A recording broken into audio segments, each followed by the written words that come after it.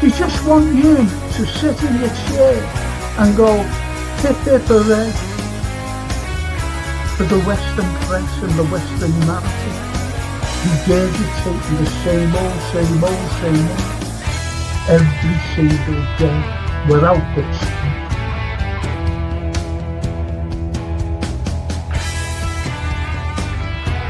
Please watch the first 2 episodes, the second series. Look at that. Absolutely fascinating. And it was the first time the Beatles had really stopped being semi-professional almost.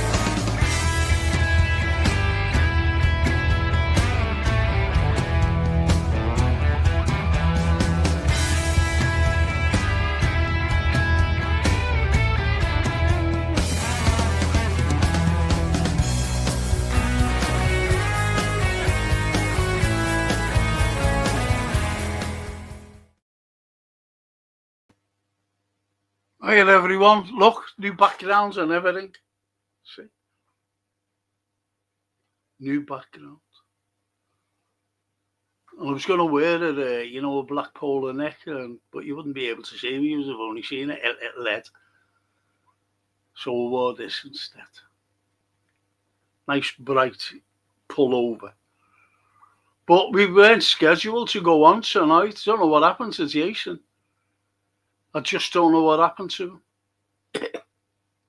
Because last night I said, with all that commotion last night about what was going on, I said, the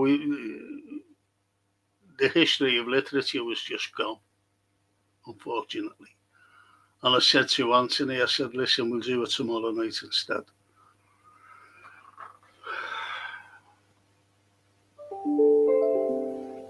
And we're on. I don't know how we've done it, but we got on, and there we are, talking to you.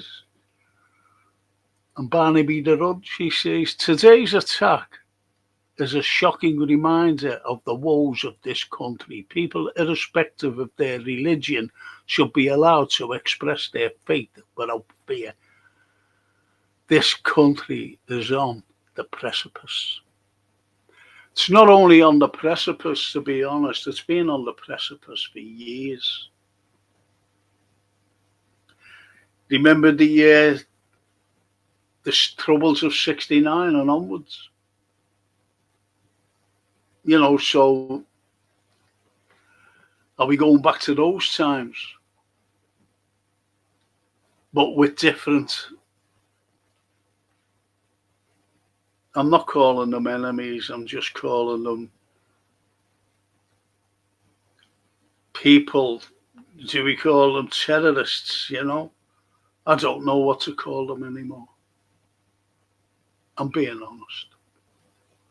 I don't know who these people are. These are the invisible people who are coming in, causing chaos and mayhem.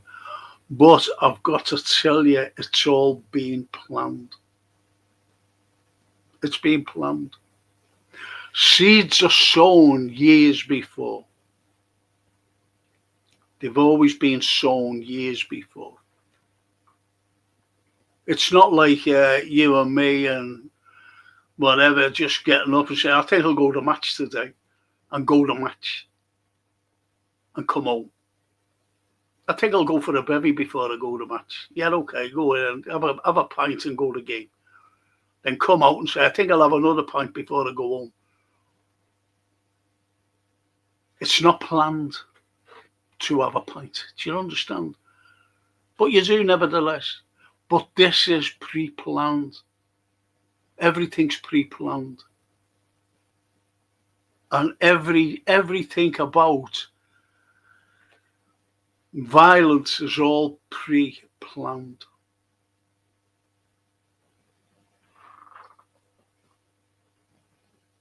Don't have to take my word for it, just Ezra, big up Frank and chat. And he carries on by saying, Edward, look at the head on me. Like, comment, subscribe. Frank is the best about to talk about Liverpool. Thank you for that. And again, you know, why they're a family is because I haven't seen Scottish Bear for a while. Has he been on, Frank? No. Whether he's been on other podcasts, I only watch one podcast, and I haven't seen him on there. This wasn't scheduled, you know. This is last night's schedule. And I tried to, I said to Andy, I said, I don't know what's happened with Jason. So I tried it, and we're here anyway, which is good.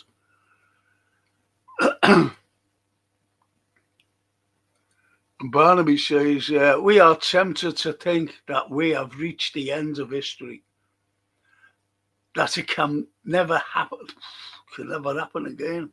But history is made every day, sometimes by men of evil, and all too often history repeats itself. It does. As you know, there's a lot about absurdities. If you believe in absurdities, you're there to commit them. And people in power are there for absurdities. They're not interested in like our own. They're not interested. They're interested in, you know, oh, there's something going on over there. I think we'll get involved in that. Forgetting about us. You know, the country, that is. Good comment, that Barnaby Rudge. Stay on field, though. Good evening, Frankie and chat. Thank you. Thank you. And Darryl says, sends an all mine and Austin's love to the family, Frank. Love to Francie and Ben. You'll never walk alone. Ah, thank you. And back to you, Darryl. Back to you, mate. That's lovely, that. Thank you so much.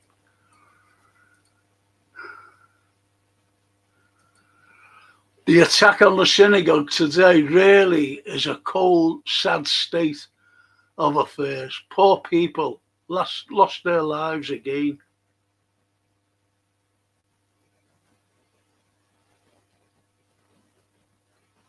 This is the way it's going. This is the way it's going.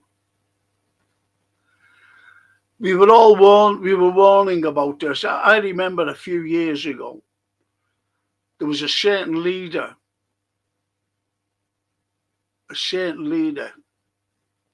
and he was giving out hate speeches, and nothing was getting done. And they were actually saying on the news, hate speech, and nothing was being done. And he turned around and he said, we can't wait until we see an Islamic flag flying over number 10. See, that's what I'm saying. It's all pre-planned.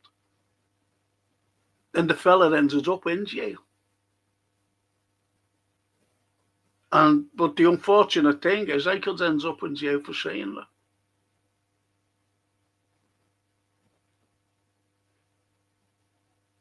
And I'm not hateful in any way. Never been hateful. Yet you can't express not opinions but truth. You can't express it. And you can't express fear. Because it'll be spun some other different way. And that's the way it is. That's the way it is.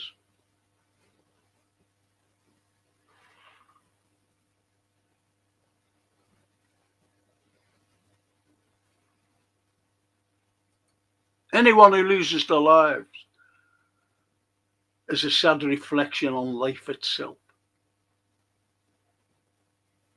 Anyone, going out, just going out to do some shopping, going out to go to the pictures or the match. That's what we did on the 15th of April, 1989. Went to watch a game of football, a cup match, to try and get to Wembley. 96 of us didn't come back, and the 97 was comatose until very recently, when he became the 97.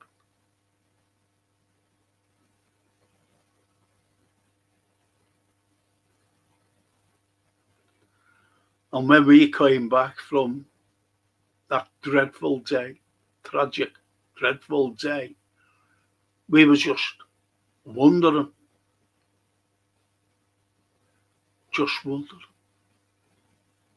and thinking. As Oscar Wilde once said, if a man can't think for himself, he can't think at all. That's what he said. And there are some people who can't think at all. And after that, coming home, we couldn't think anything. We were just sitting there wondering what happened, why it happened. Then you had the big gopher of the lies spilling out. A couple of days later, by a certain newspaper, owned by a certain man, who's spilling out lies and propaganda today in the same newspapers.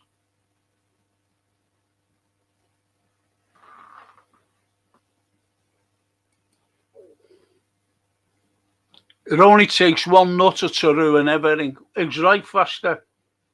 That's all, just one. Just one.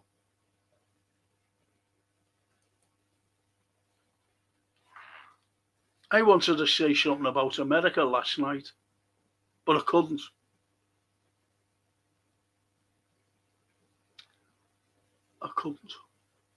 Because I'm restricted.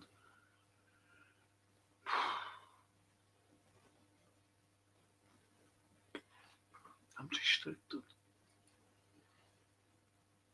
IBR. Evening, Don Franco. Hope you're well. I'm all right now. We got back on. Anthony and Michelle will be bringing Anthony on in a moment. And the Anfield says, Frankie, unfortunately, they are fanatics. This hate has gone too far, lads. Do you know what? I'm glad you said that, because it is hate.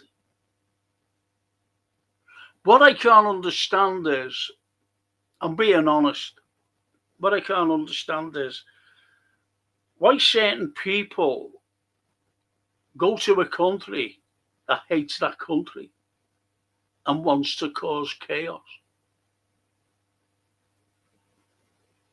See what I mean? But I keep harping back to America. And in 1999, with that piece of paper about planning 5 countries in the Middle East and 2 in Africa to destabilize those countries so that they could have a big march on Europe to destabilize Europe without bombing it. Without bombing Europe. Pre-planned. And this is the chaos we're seeing today.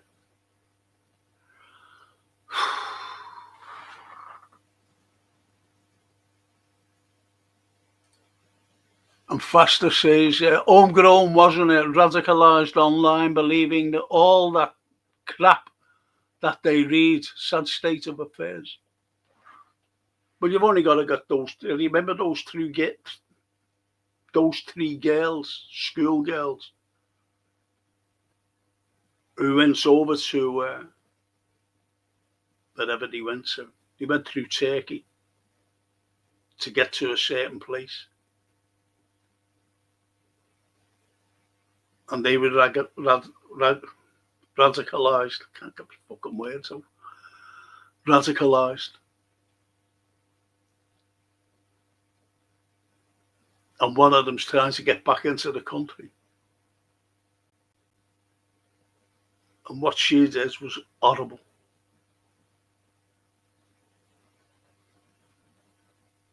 I'm English. I want to come back. I'm English. Oh, yeah. Oh. You know what I mean? The studio starting to look professional, says there. You sure? I had to take down the green screen, unfortunately, because it was fucking falling down on me. And Barnaby says, Edward, sadly, the warning signs have been there, but the mainstream media don't want to shine a light on it, and it will get worse. Those who place their heads above the parapet are just demeaned or called racist. If you remember what I said, I don't know whether you were there, Barnaby, but I've said, for a long time, the unfortunate thing with control or trying to control is we get labeled. Everyone has a label. Everybody. There's all labels for everything. From his, Islamophobic to racist, excuse me, to anti-Semitism. Anti-Semite, oh, you're an anti-Semite, to homophobic, to everything. There's all labels so that you won't say anything again. And this is the way it is. This is what you call control.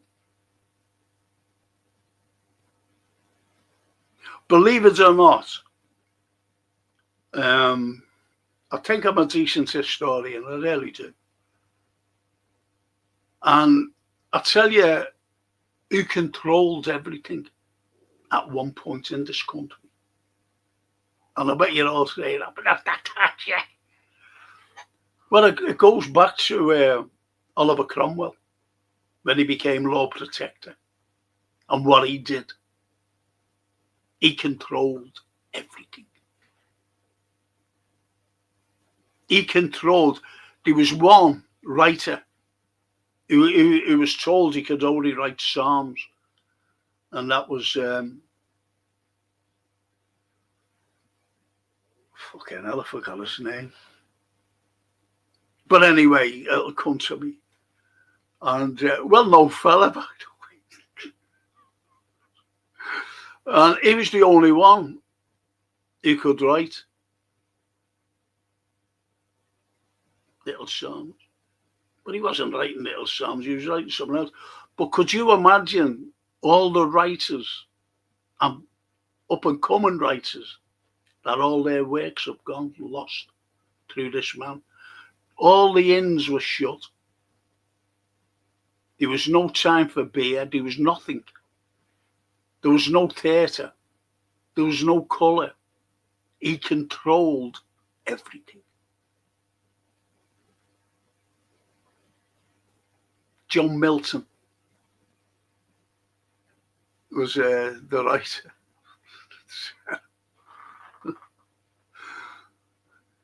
Just lose it, someone hates it anyway. Just caught the show, just watch Jimmy's. Oh, do you know what, people? You want to watch what Stephen said there?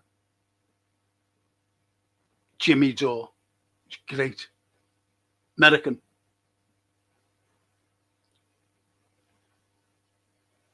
Oh, Darryl says Scottish is unfortunately still very poorly.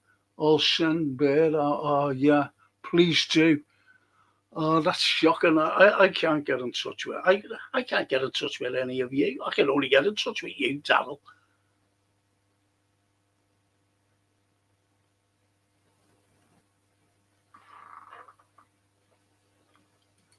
Darryl, that's sad, bro, says Edward. The Anfield Road. Darryl, poor Scottish. That's sad to hear.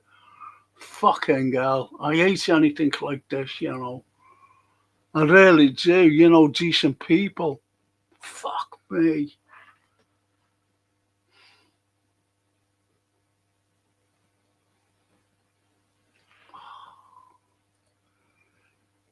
And the IBR says, I've not seen Scottish Bear on other usual podcasts either, where I normally do. Oh, fuck. Look at our lead. I'm going to bring my great friend on, Anthony, because this wasn't going to be about this. This was going to be about which is great because honestly, it coincides with this. The history of literature, believe me. And Barnaby says, look at our leaders, look at the way Farage has been demeaned, whether you like his politics or not. Careless words by political leaders sends a dangerous message, and they have no shame. You've only got to look at Corbyn. Look, I've got to say this before I bring Anthony.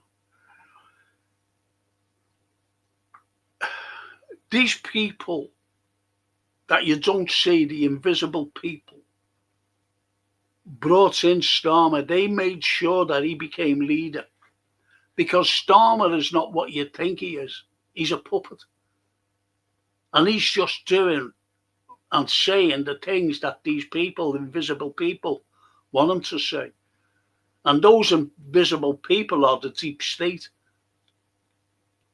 We have a deep state here, just like they have in America. Because Trump was getting whispered in one ear and in this ear. But he's coming out with the ones out of this ear first. About certain things. And they all want war. Why do they want war? Is because all this, this military complex thing, making all these weapons and whatever, they make a lot of money. So therefore, if I'm an MP, an important MP, they whisper in my ear, listen, there'll be a lot of money in it for you. Oh, yeah, okay. Then you start to become warmongers. Then you start looking, especially in this country, how to get more money in. And they're putting the squeeze on you and me and pensioners. But what do? We're sending money to a country that if you go back to 2018 and 19 and read about this particular country, it was the most corrupt country on the planet.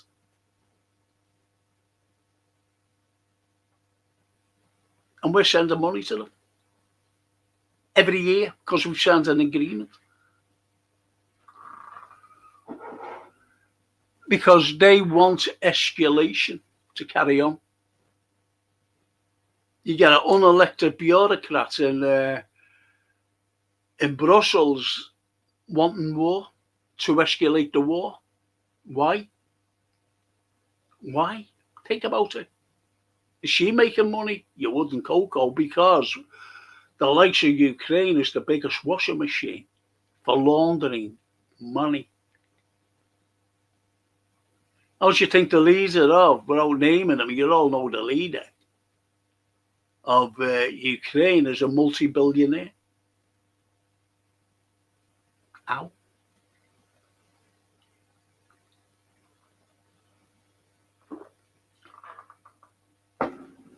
Ow.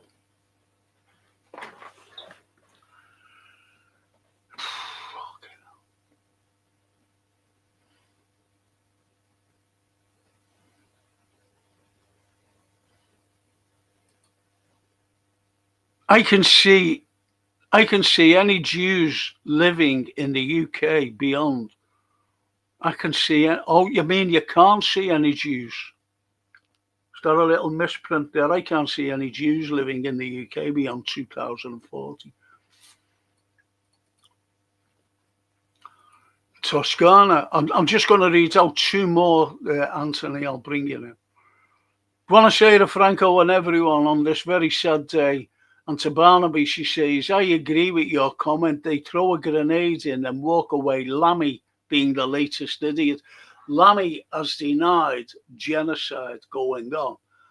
We see it with our own eyes. And he denies genocide is going on. Like all other idiots. Macron only last week. Oh, no, you know, two states, yeah, two states, Palestine and Israel. So you believe in genocide now, Monsieur Macron? No, genocide's not going on. And they know it's his. It's a lie. It's a lie. It's a blatant lie. They know it. It's like what's going on in Ukraine now, where, there's 1.9 million young Ukrainians, men and women, are dead. Military. But they spin it around and saying, oh, no, it's them. It's the, they're fighting. It's not them. It's the Ukrainians. And they're complicit in the deaths of Ukrainians, along with the leader of Ukraine, complicit in their deaths. Because as you know, in April 2022, there would have been no deaths. There would have been just a nice peace plan until Mr. Boris Johnson went along by the orders of Joe Biden, President of the United States, and said, tell him not to fucking sign that, okay? That peace deal. And he didn't. That was it. And if you didn't know that, you know now. Frankie, how come your podcast room is looking more and more like CBBC's broom cupboard? From the 90s, I keep expecting Gordon the Gopher to appear. No, what it was, Anfield, I can't raise my arms. I'm an ill man, to be honest. I'm ill. And it was falling down. The green screen was falling down. And I had to take it down. I had to just pull it from that. I can't raise my arms. And pulled it down.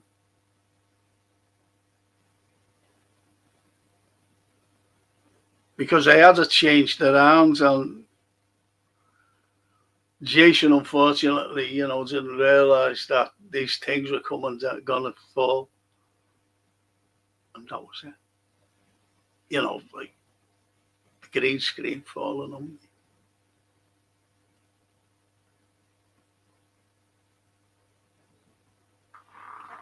It's the way it goes.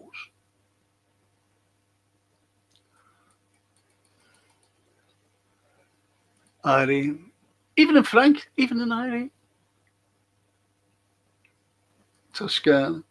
Franco, I have so many arguments about Hillsborough that certain people stopped talking to me, and I wanted nothing to do with them, but I was proved right. Thank you, Toscana. And Faster says people need to be more sound to each other. We'd go a lot further as a society. It depends on who you're talking about, people. But I understand, there are people who are against certain other elements. The likes of this Tommy Robinson fella, people are all for him, but I'm not for him because he supports Israel. And that's who he gets supported by. I don't know whether you're aware of that. That's why you have those flags being waved with the Star of David on.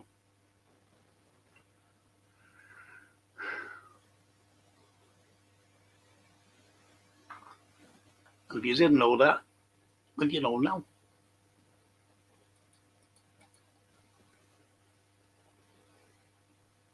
And Bella says, George, it's history tonight.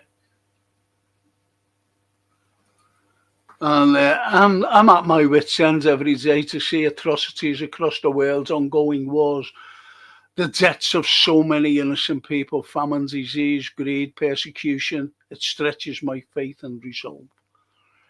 You've got to believe in your faith, because without faith, you're finished.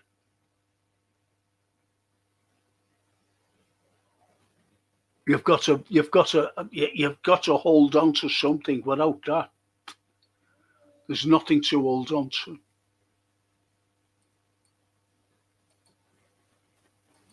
That point you made is the nail on the head, lad. Why do they come to countries they hate? I'm not well versed, but is this the day-to-day life in the countries they are from?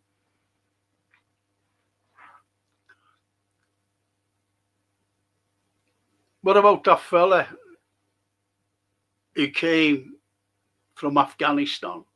And I can't say this because it was in the media. I never had it. My daughter told me. And Anthony told me. And he said, and she said, did you read about that? I said, no, I don't read. And he said he came from a war-torn, whatever it was, I'm being persecuted, I want political asylum, I'm being persecuted. And went back for a 6-week holiday there.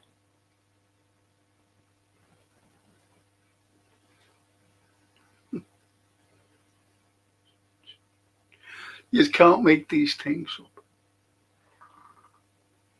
I'm going to bring in my friends, Anthony. Now, listen, people, honest to God, you can stay with me, but just bear with us.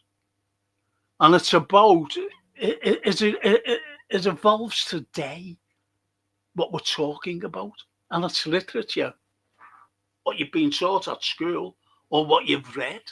And you go, wow. And we try to put it in perspective.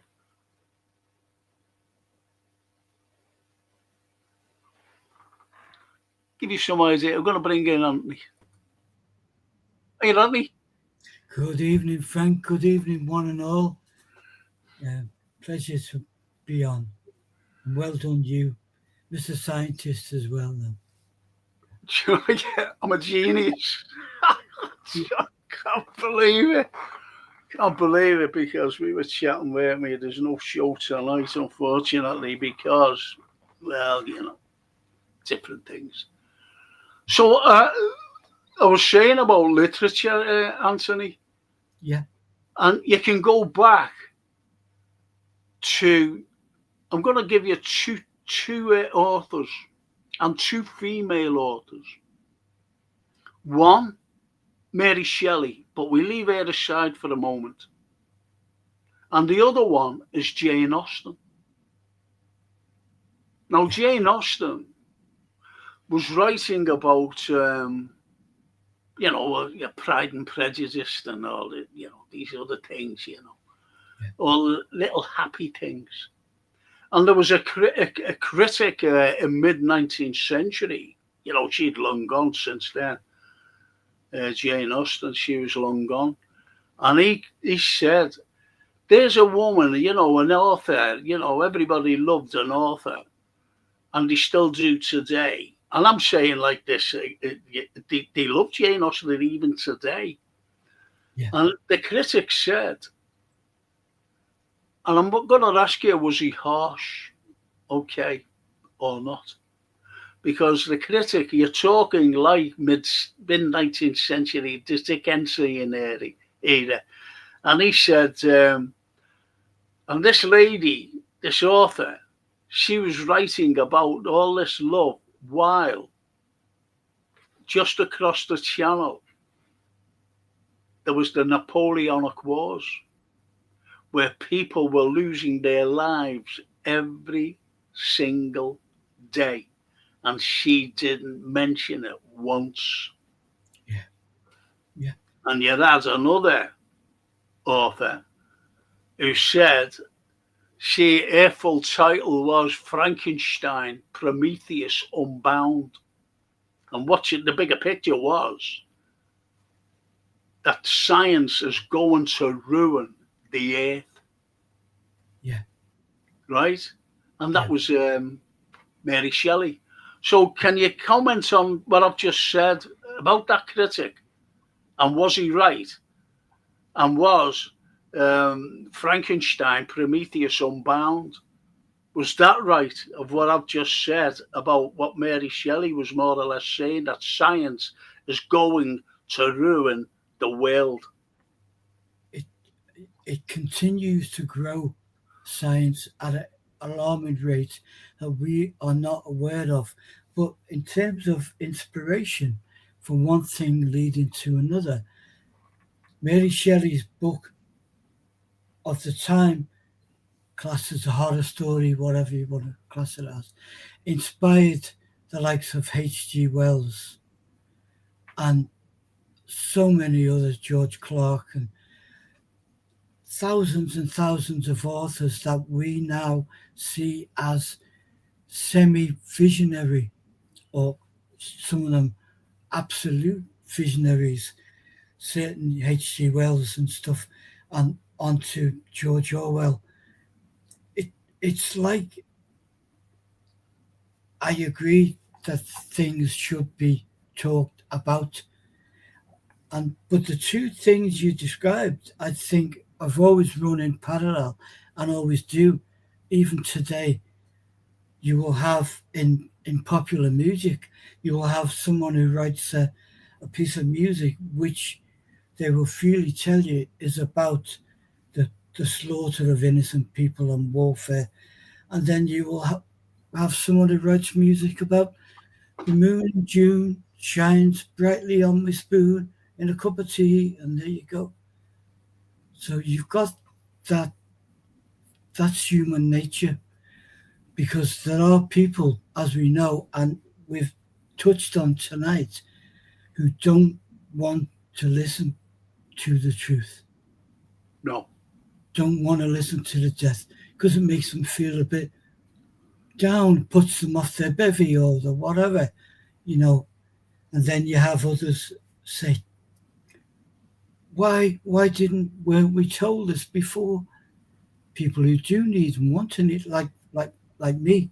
That's why we connect, because and I've said I will forever be a student, and there's never going to be a point in time where I will say, turn that off or throw that away. I don't want to know anything. No. Those two share the same bus, share the same classroom, share the same office space, and it's wrong of me to say who's the greater of the two, but I've expressed my opinions. I think the critic was probably right, if it not a little bit hard on the whole lovey-dovey thing, because there is a time where we have to be reminded, and we've said it here tonight, that if we had more of that in us than the fear and hatred, that bodes well. Yeah, well, people would rather look on the positive side of things, which you don't blame them. No. Which you don't blame them, you know, because it's like what they're saying now, you know, looking at these atrocities, what's going on. And there was atrocities going on during, you know, what we talk about going back to even to Shakespeare. Yeah. Going back to Shakespeare. And even Voltaire, I remember him saying, these who would make you believe in absurdities would make you commit atrocities. And that's what he said. Yeah, that's right. And you touched on one of the most horrific human beings on this planet ever, Oliver Cromwell. Oh. In the rival camp, he's proclaimed again as one of the greatest English. He was murdering horrible, titanic evil. And I think history proves that the people caught on to him.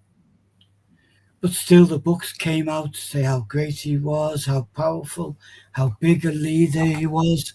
How no, and we're seeing the same bull on the TV screens now about the Americans, how great we are. We've done that. We've won that war. Did you know, Frank? We won that one, and we won that one, and we won that one. And they've won fuck all. That's the one. Yeah. Yeah. There's a little band of men called the Houthis from a little rocky, very rocky, very mountainy country called Yemen. There's nothing there. There's no oil. There's nothing. And they're defeating the Americans. They can't defeat them. The Americans cannot defeat them. Anyway, carry on. Let me just, I've got to go. Hang on a minute.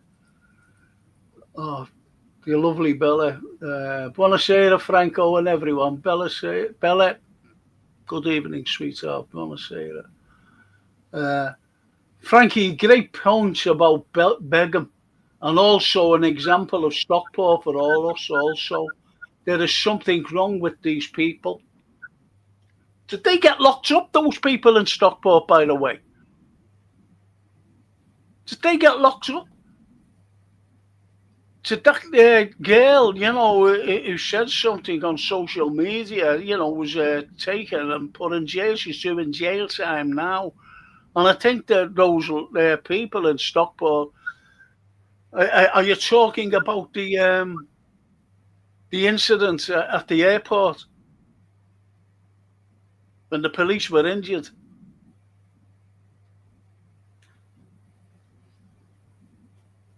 Yeah. It's wrong. Yeah.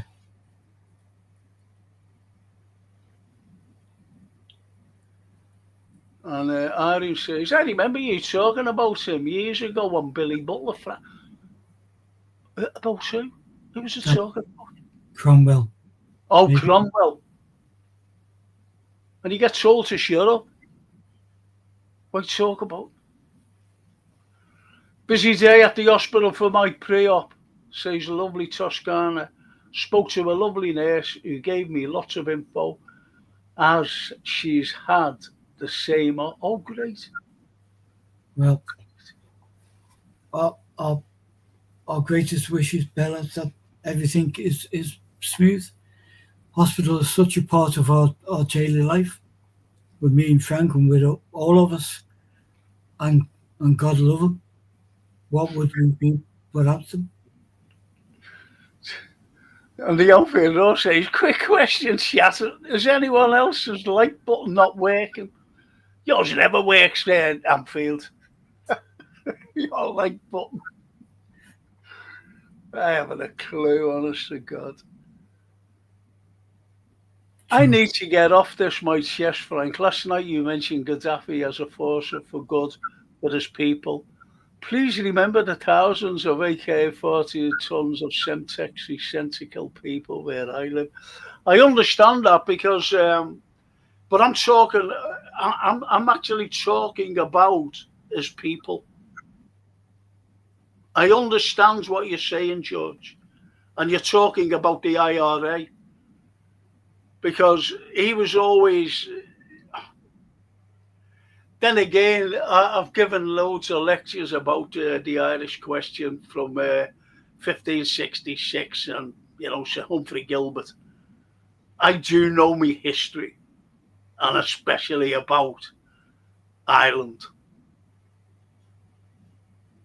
and the conflict. You might think, I'm saying to you, George, you might think that there was one potato famine. There wasn't. There were 6 of them. 6.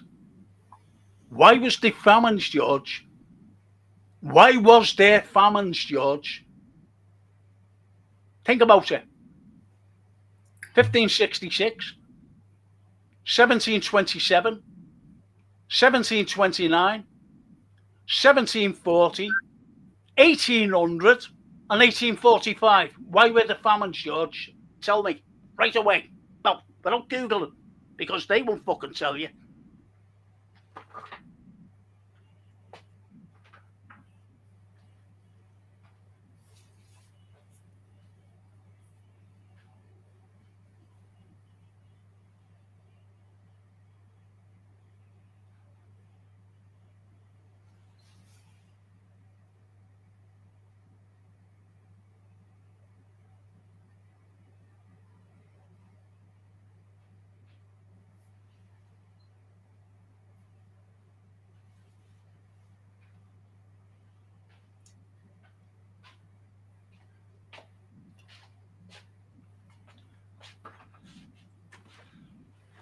So you can't go on about, what other country. I was talking about Libya. Libya, I was talking about. And he was a good man to his people. And if you can't get that through your head, well, there's nothing I can say or do. We're giving fucking arms to a fella in a certain country every fucking day. Think about it. 2 countries, by the way, not 1, 2. Why don't you fucking talk about them? Oh, we're great, are we? Oh, we're great. Yeah, we're British. We're fucking great. Stiff upper lip and all that.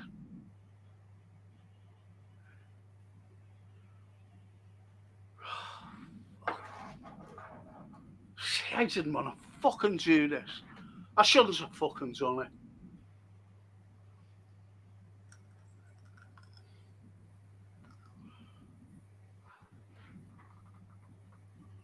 This is my last fucking show, by the way. I'm not doing any more of this. Not doing any more. This is my fucking last one. I even got called out for football once that I was moaning because I criticised their slot. I go back to Shankly. I criticised Shankly.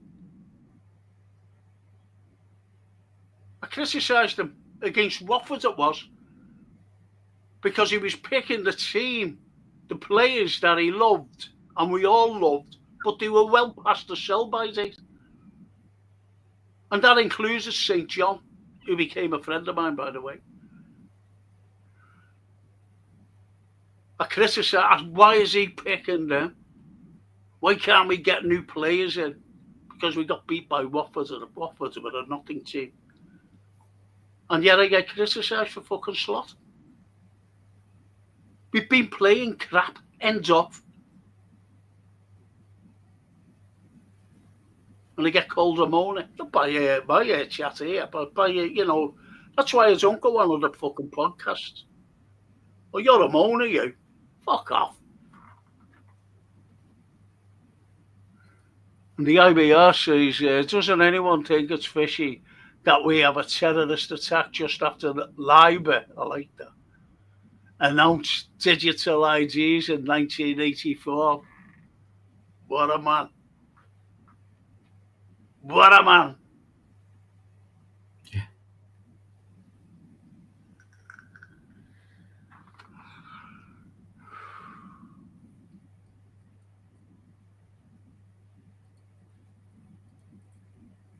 And Faster says, Farage is just having a whinge, in my opinion. He knows how politics works. Man up. Look. When my family came over from Italy, they were wanting to change their name, so that they could get work. And lots of Italian families changed their name into English. They just Anglicized names. And so did the Irish when they were coming over to get fucking work. And you know what? That was why, because they were Catholics. Catholics. I fucking prove it. Can't know. You fucking think that, we were great. this fucking country of ours, this city of ours as well. They wouldn't give anyone a fucking job. Anyone. You have to be of a certain faith. And this was in this city. So they were changing the name. They were anglicising the names. But our family didn't. They said, no, fuck that. Changing our name. To be proud of your name. To be proud of your roots. To be proud of where you come from. We're all fucking immigrants. Yeah. But we're not fucking illegal ones. And that's the harm that it's doing.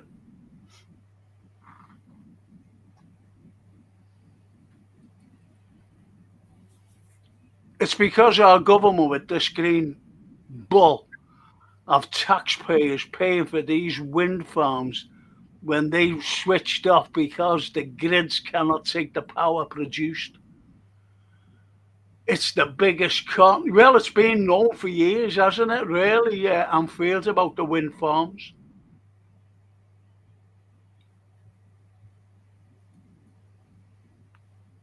But Frank, I think Jonathan Powell, Blair and Campbell have a lot of influence on the strategy currently. Of course, they sponsor them.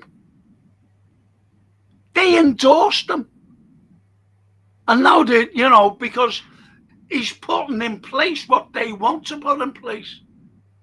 Not Blair, but Blair's bosses, who are the deep state.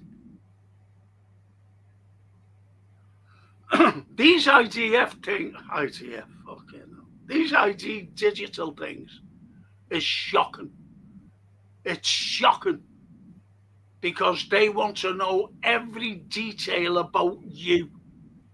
Every detail about you and how your business goes. I'm not talking about businesses, selling fucking stuff or whatever. I'm talking about what you do on a daily business. Whether you're, a young man, young girl, schoolboy, right up to pensioners. They want to know everything. They want to know your movements. It's what you call control. Yeah. Yeah. Everything. Yeah. Your bank details.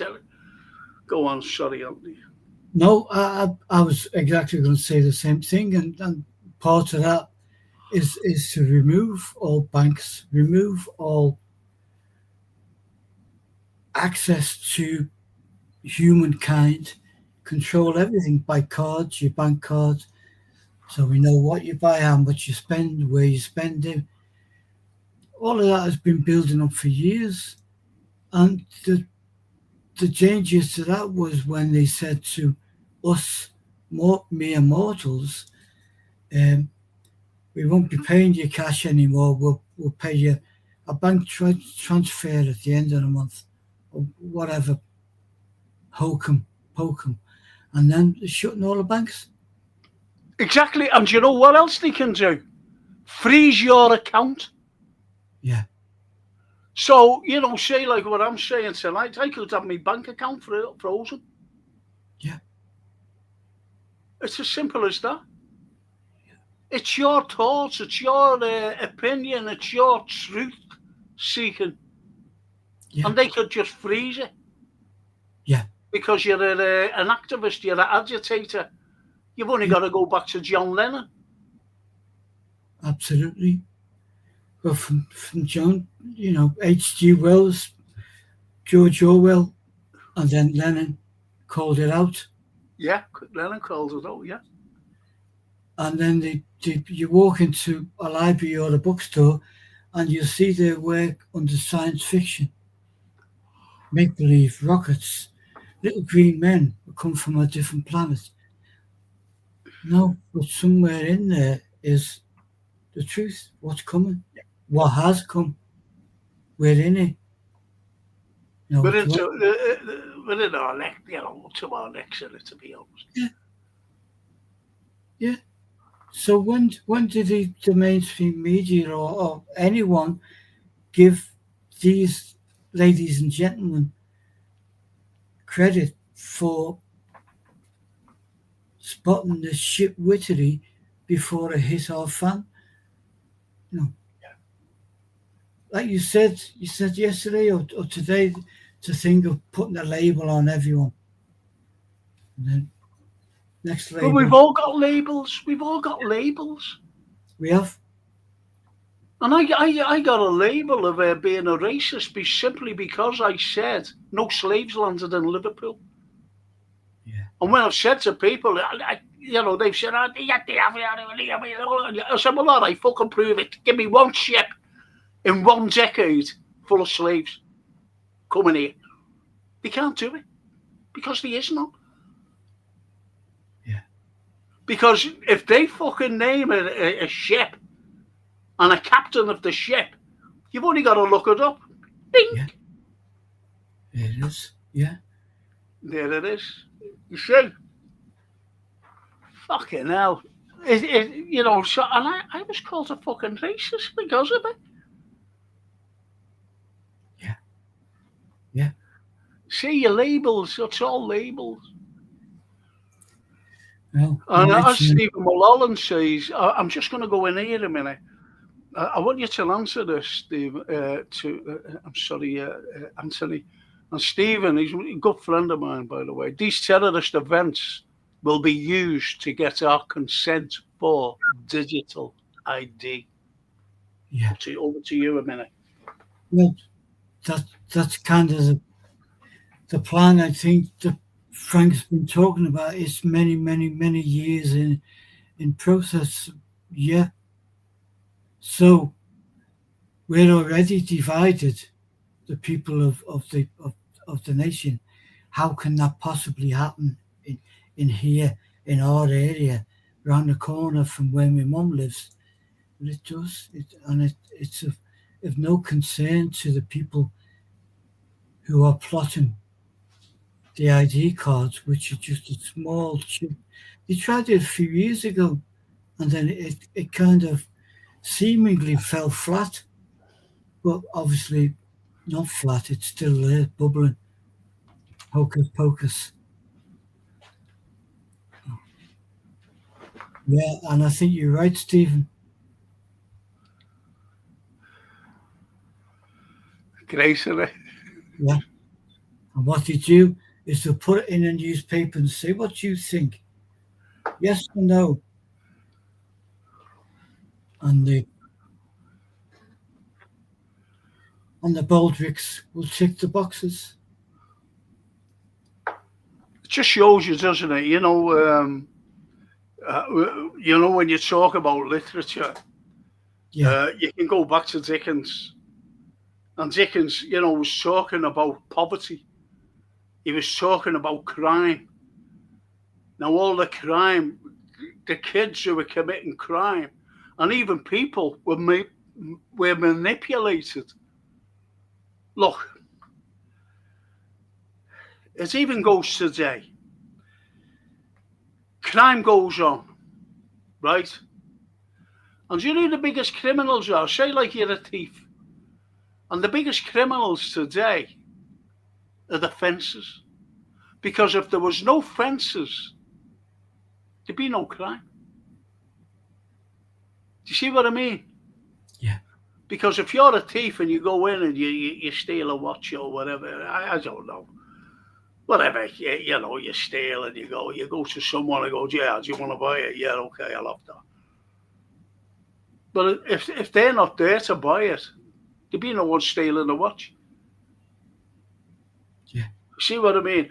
And that goes on from Dickensian times and Charles Dickens. You've only got to go back, and I keep repeating this, about, what terrible era we live in as idiots are governing the blind. And that was Shakespeare. That's exactly right. Now, and it's exactly today. Bang to rights with what Stephen's saying. Yep.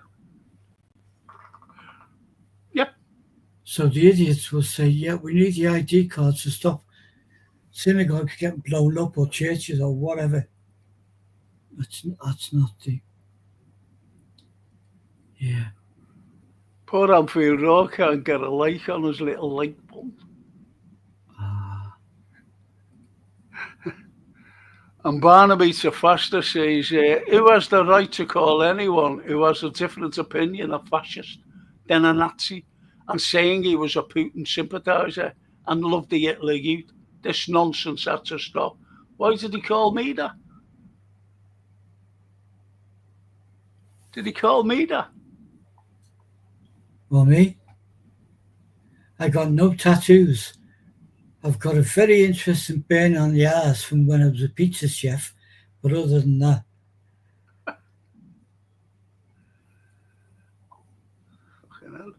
I think the moderators must have been on form there, because who has the right to call anyone who has a different opinion a fascist, so I must be a fascist, then a Nazi, and saying he was a Putin sympathiser and loved the Hitler Youth? Who the fucking hell was that? Have I ever said anything about Nazis? Oh yeah, the Azovs in Ukraine, they're the fucking gang of Nazis. They're the Banderites committing atrocities to their Russian-speaking people, so I've called that out all the time.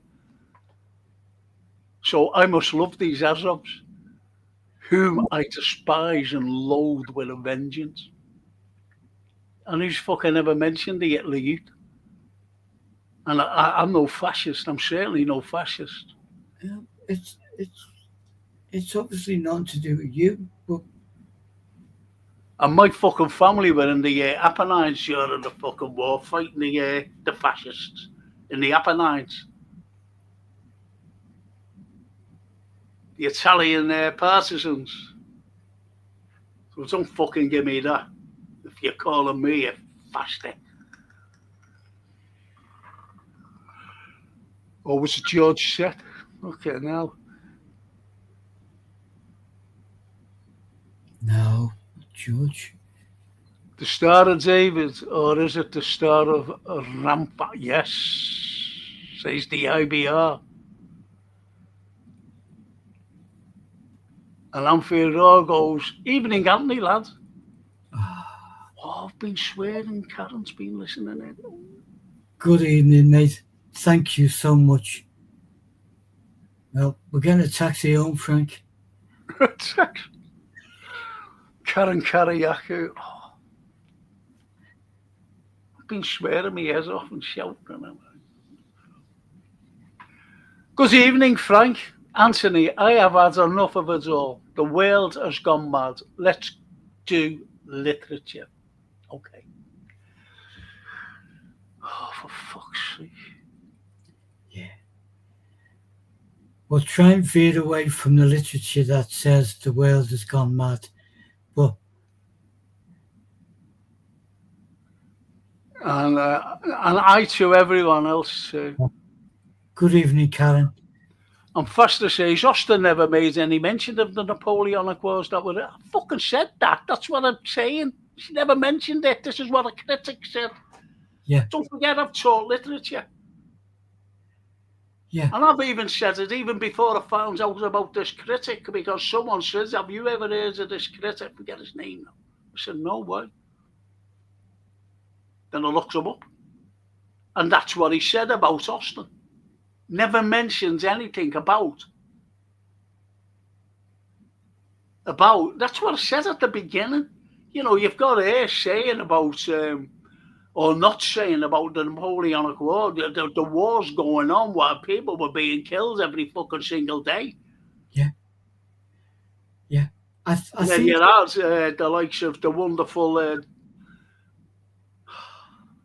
Mary Shelley writing about the sciences.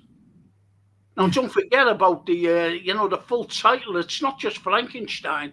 It's Prometheus Unbound. Who was Prometheus? He was a god who stole the fire from the gods and gave it to man. That's what that's all about. Yeah.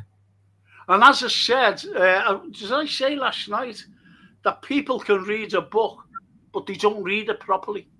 Yeah, said last night. They can't get the meaning. Yeah. And we do. Well, that's that, and we talked before about the education process, where the bulk of any country is to keep the bulk of people ill-informed, illiterate if you can. So no questions, just do as you're told. Yeah. Barnaby says, "Good evening, Toscana. I've seen you saying about an up-and-coming operation. Hope things go well for you." Yes. That's lovely. Yeah. And Foster says, "It was all about marriages and bonnets." Of course it was. This is Jane Austen. Yeah. It Honestly, you know, I was doing history at the same time, fucking literature. And, you know, I was told to read about Jane Austen and Pride and Prejudice or something. I said, what the fuck's this? Where is, you know, the soldiers? Where are they? Where's the Napoleonic Wars? Why aren't they talking in conversation about them? And it's just blinded. That's what it is. As, you know, governing the blind. Jane Austen was the blind. But she was Right. toting the line of escapism in literature, and later on, you know, we found it in movies, cinemas, and the like. During warfare, certain kinds of film packed the houses, comedies, love stories, happy endings, because the living of the war. And the same thing would have possibly popped into their minds, you know, as they're working. You have people who kind of are blessed with less filter and go for it. William Blake being the example. And you mentioned before, John Lennon. Yeah. You know, why did no one else write a song about give me some truth? Sick and tired of hearing all the lies and the, you know. You would have got to look at the Beatles and give peace a chance. Well, that was when he stepped away from the Beatles to do that, because the Beatles were kind of trapped in that nice. All you need is love. Yeah, I understand that. You know, I understand where you're coming from with all the music, and that's why it was so popular. And you know, Lennon, when he stepped away, and incredible. But like our great artists of pen we talk about, William Blake, here we are many centuries later talking about how great. I think to talk about Lennon in the same way long after we're gone, because the mediocrity of any art form is the highest selling item, which is crazy. You wanna sell a record, make it so bland and copy and paste, and it'll sell. You give them the truth in a record, then it's not going to sell, or the people in charge are not going to play it. Or, as we know with our great giants of literature, the struggle to find a publisher. Yeah. Like Mary Wollstonecraft, who wanted, you know, the emancipation of women, women's rights, he wrote. Yeah. And no one had published them because she was a woman. Yeah. Until this little fella named George came along and said, "Yeah, I'll publish it." Publish the rights of women. But women had no rights for over 100 years until the suffrage movement started. Yeah. 100 years later from Mary Wollstonecraft, who was the mother of Our local heroine. Oh, Mary Wollstonecraft was the mother of Mary Shelley. Mary Shelley. There you go. And Mary Shelley's father, give him his due, William was, Godwin, yeah. was a well-respected and open-minded person. And he said to his daughter, read this is your mother's work. And that must have been spellbinding, because there were so many people at the time who were supportive of again, William Blake, when he was offered the chance to illustrate her book, he said, absolutely, I totally agree with what she's saying and what she's putting out. Yeah. Where the majority wouldn't. Oh, No. Let's just wait and see what public opinion is like before I. And we've still got that standoffishness now. Of course we have. Of course we have. But it's getting worse because of social networking. Yeah. Social networking was great. It was great, and it is great. Because what you're learning is the truth. Yeah. You're not learning the truth from the mainstream media, because it's full of fucking propaganda and lies. Edited. Of course it is. Yeah. So social media, now they're trying to control social media. And this is where this comes in. Yeah. And these little things, all this ID digital. Yeah. Because they want to know what you're fucking looking at. Yeah. Yeah. And Steve Evans says, rest in peace to the actor who played Mickey Pierce. Don't know him. Rest in peace, Patrick Ladd. Don't know. Who's Mickey Pierce? He was a character in Only Fools and Horses. Oh, I know. The little, the young, like... Rodney's mate. Yeah, what you call him? Spiv. Young Spiv. He was a young Spiv, wasn't he? Yeah. He played that character. And we're on a wonderful literature program, so we should really say our respects and rest in peace to Brian Patton. Oh, who was great. Yeah, poet. he died. I think he died Tuesday morning or Monday. Oh, it's calling. He's one of our greats, wasn't he? But Brian they were sensational, because we're talking about music, we're talking about popular culture and stuff. But in 1967, a book of poetry came out called The Mersey Sound. Yeah. Brian Patton, Adrian Henry, and our mutual McGough. And it changed poetry. But I'm not being funny. They were a bit of a, I'm saying this. They were standoffish, Yeah. The only fella who wasn't standoffish was, what's his fucking name? Adrian Henry? No, not Adrian. Fuck it. Used to be on Tiswas. Oh, John Gorman. John Gorman. He's a Brilliant. Fantastic. Loved him. Wonderful man. Well, yeah. I got on. I only met him a few times, but Adrian Henry, who of course was an artist, poet. Yeah.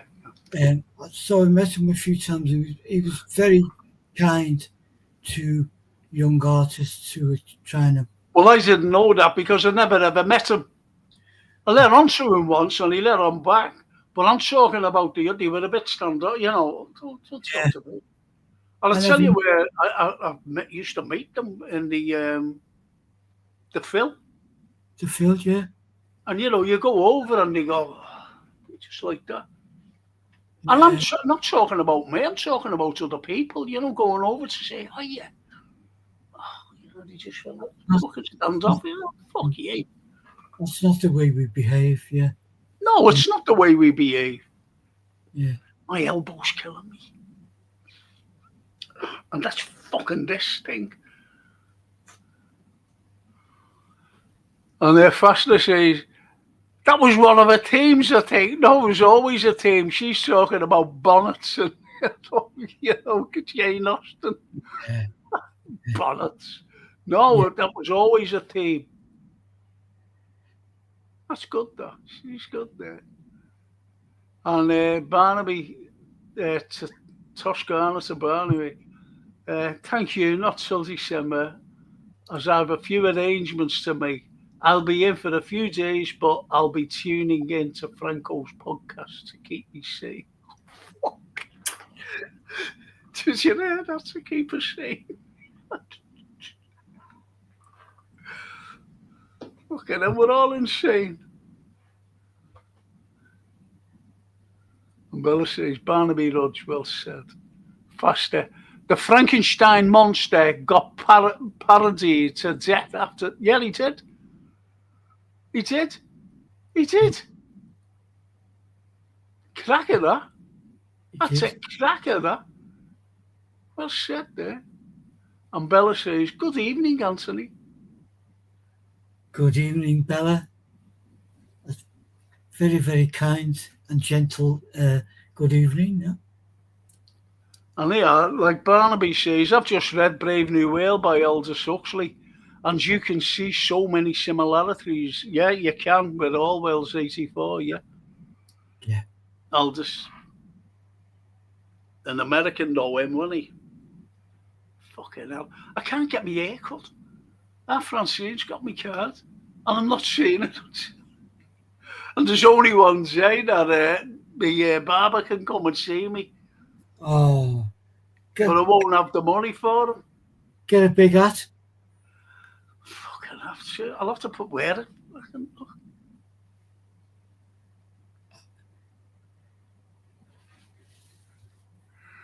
Maybe Archie's the only people who win the war from wars are Sabati and Battle. Of course. And who owns the banks? Yeah. Hi, Frank and everyone, like and subscribe. Poor Anfield Row can't like. His like button is not working, so he says. That's all right. And he says, hope Scottish Bear gets better soon. Yeah. And hope everything goes well for Toscana. Yeah. Beautiful. Thank you, mate. Yeah.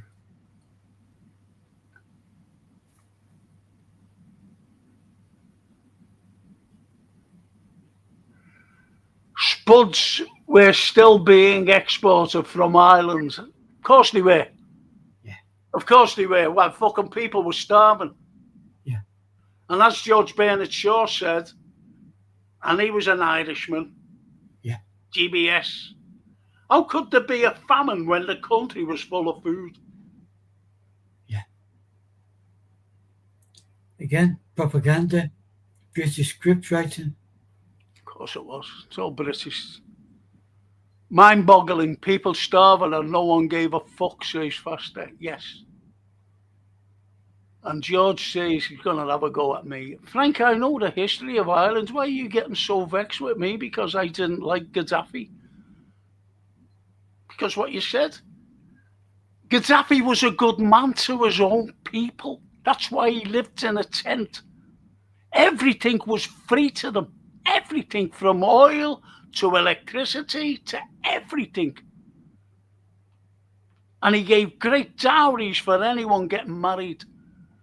And he says, I'm not going to live in a brick house or there was a palace there for the president until every Libyan has a home. That's what he said, George. That's what he said. And he always defended the underdogs. That's what he did. And, you know, you've got to rate Americans as well if you're eating Gaddafi. Because have you ever heard of Norad? Have you ever heard of Norad?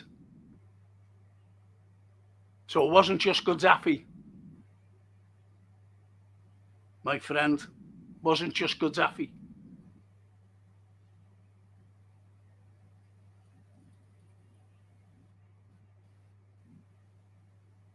Ambidextrous. Good evening, everyone. Sorry to be late. She was down to me today. She came down to see me because I gave her a couple of books, and she came and gave me a book, you know, and I was like, thank you so much. Thank you. But I gave her a couple of books of short stories, both of them, and she's enjoyed them and all. Yeah. Yeah. They don't need our consent. It's happening already, says Christopher. Digital ID, that is.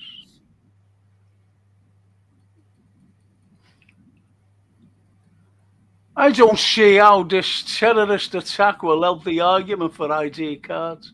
It was carried out by a British citizen, I believe. They can try and use it to argue for ID, but it's a tenuous argument. Anything, look, you've got to know about spin. They can spin anything.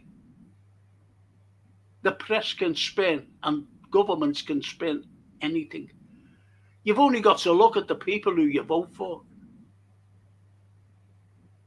And someone said, sign a petition, go and see your MP. I said, I haven't got an MP because I didn't vote for the MP. The Labour MP. I said, what for? What should I vote for? A fucking fella who's going to go and say, never mind, lads, you know, Scouser as well. He's just fucking the same. And I seen him coming out, the same fella. And it was after that fella went through the crowds, you know, when Liverpool won the league and it was raining, it was cold, 1.5 billion people showed up. Yeah. And the next he was there. He's on the show, yeah. He's fucking scripted. And when he says, you know, I'm totally against all this, you know, what's going on with the government, he's told to say that to his constituents. He's doing the fucking nothing about. Me, I would have resigned. I would have said, fuck you, I don't want to know about this Labour Party. I'm walking away. Fuck yous. You're not the Labour Party I knew. That's what I would have said. Walked away. Yeah. Walked away. There can be ways of getting around ID cards. Starmer would be fucking mad to go ahead with this. This is why people are going mad over it.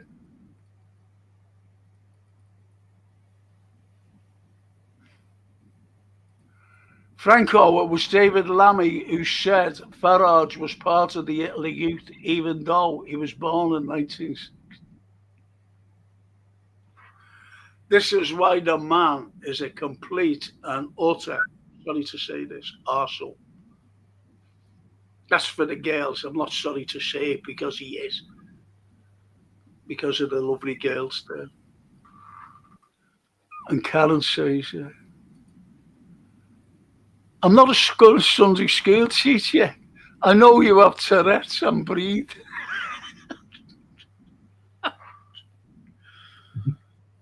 Oh, you will, as I said, I brought our Francine to, our Sophia with Francine and Ben, my grandson. But we were sitting together, me and Sophia, in the main stand, and she said to me, Granddad, why are you shouting? I said, that's what you do. You shout at the referee, you shout at the linesman, and you shout at the opposite players who don't play for Liverpool. And she said, but no one else is shouting, only you. And I went, because I was in the main stand. That's why Klopp, if you ever notice, Klopp used to look at them and go like that and go, come on, to the main stands, because they done nothing. They used to just sit there because they're corporate people. They're corporate people.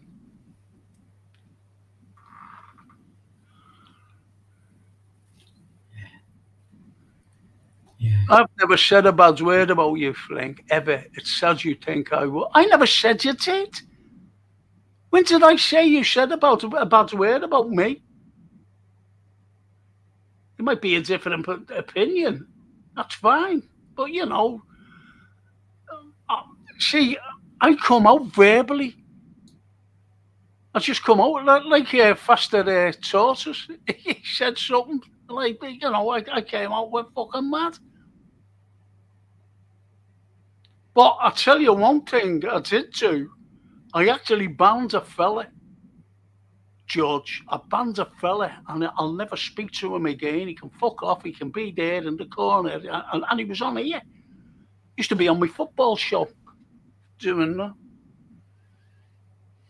Showed his fucking tattoos. That really fucking irritated me, to be honest. But he was a red. Until he turned around and was on fucking Facebook, and I don't go on Facebook. I very rarely go on it. And he went, fucking hell, there we go again. Anyway, he says, Netanyahu is misunderstood. I said, what do you fucking mean misunderstood? And I thought he was, we're misunderstanding him as, he thought he was fucking great. Netanyahu, that was it, finished. A fucking war criminal.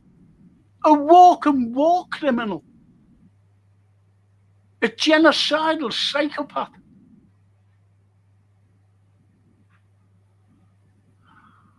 Probably get locked up tomorrow. So I never ever said, George, that, I don't even call you. I don't call anyone on here. And I never ever said that you said a bad word about me. No. We love you, George. I have different opinions. And Toscana to Barnaby to Toscana, thank you. That's what I was making a reference to. I was trying to explain to Foster that these politicians can't be allowed to say flipping comments. Oh, fucking hell. See what I mean about me light? Does it put me in a better light now, though? Oh, just ghostly. You look like the spirits of Christmas past. That's like the Christmas past. Yeah. In Dickens. I know. But he was saying, you see this like ghostly thing with all this food. And he's talking to a miser. But he wasn't just talking about him. He was talking about all the other misers, and that included the government. It's the human race. Yeah. Yes.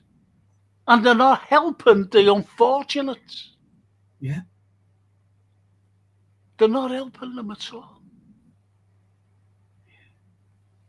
And there's one man, a great philanthropist here in Liverpool, who tried to help them, and that was fucking hell. I'm losing it, Definitely losing it. And he opened the first blind school in the world in Commutation Row, and we knocked the Commutation Row down. Yeah. And he helped them. He helped the blinds, and he was helping them. And he was learning them how to make baskets, weave baskets. Yeah. And they were getting paid because no one was giving a toss about them. Edwin Rushton. And do you know what? Do you ever remember? What's his name? A Liverpool seaman. And he brought out Amazing Grace. He was a slaver.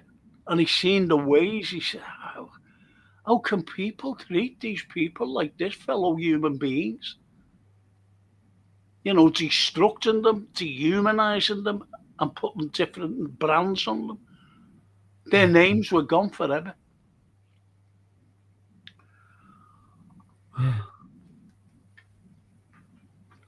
Well, we're never a million miles away from that.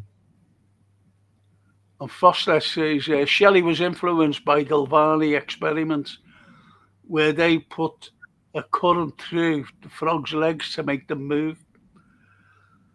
Well, yeah, because that's what she says about the Bunsen burner, you know, all the sciences. You've only got, what I should have said, I don't know whether Anthony said it because I went out the room a minute. What the science is now today, you can't just make a bomb. Scientists makes the bomb. And this is what it's all about.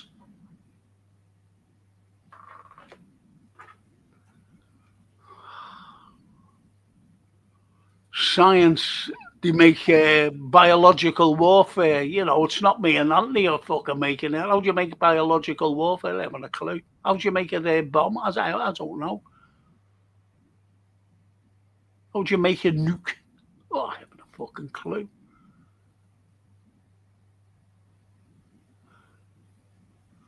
And Foster says,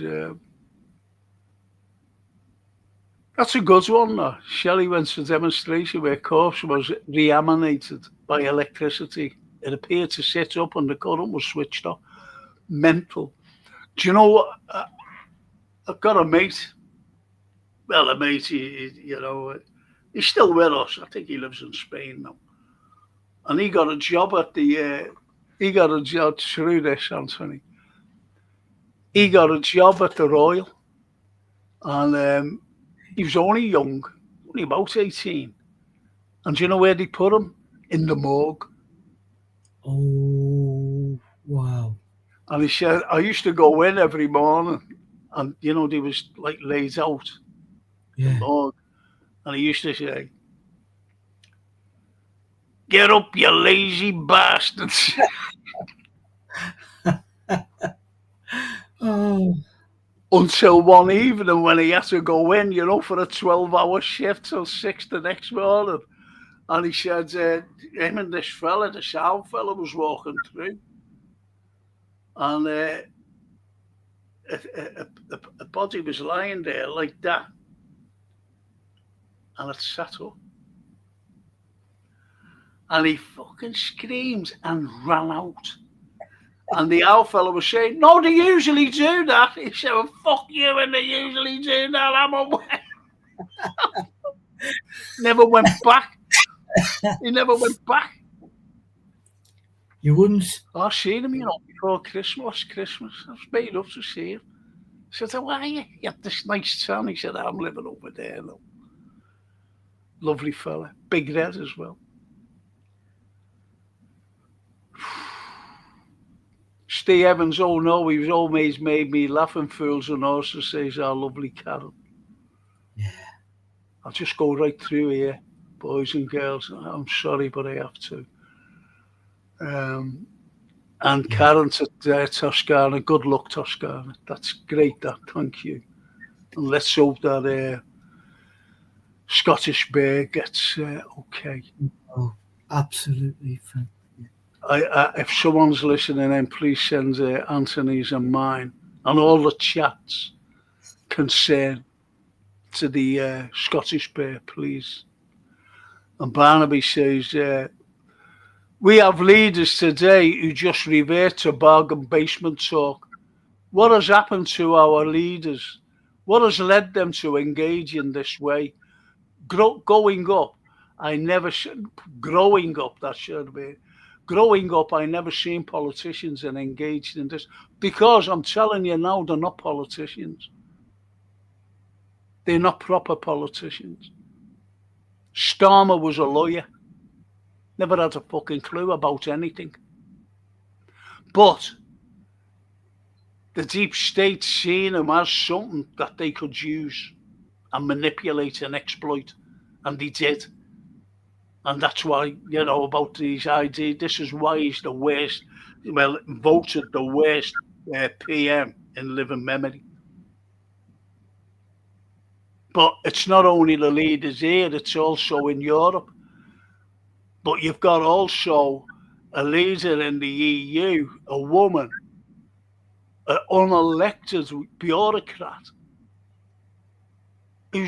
she wants she wants a fucking army, an EU army. Do you know what that means?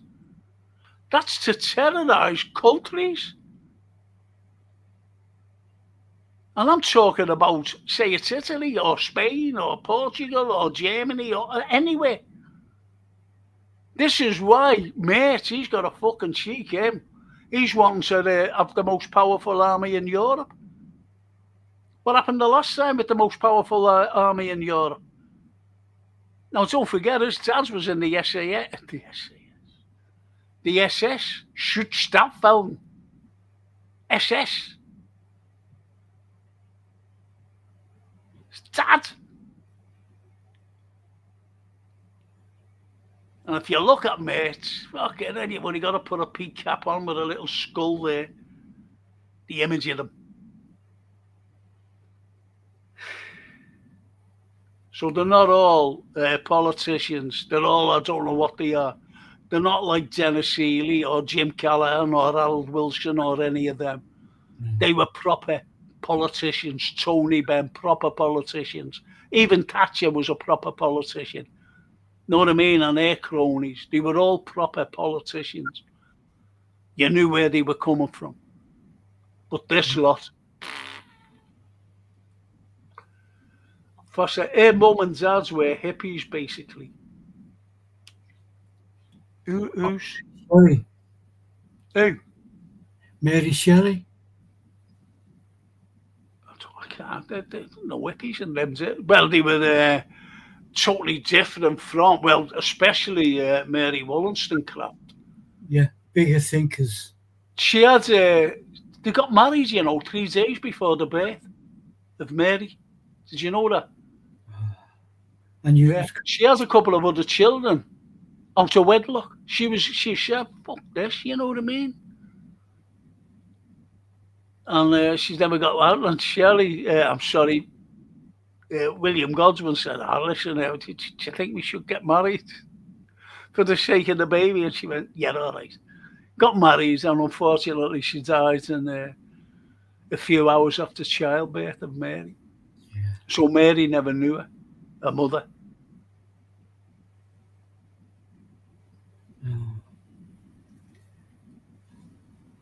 And Christopher, Anthony, do you think there is more truth in the caricature cartoons of the 1800s than in some of the best-selling literature novels, says Christopher? I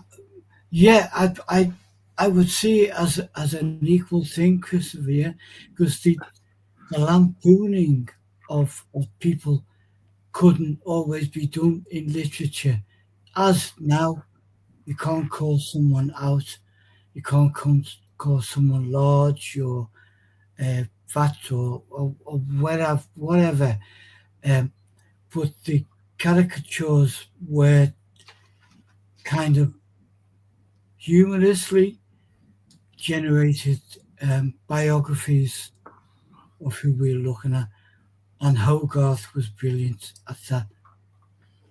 Yeah, Victorian times. Yeah.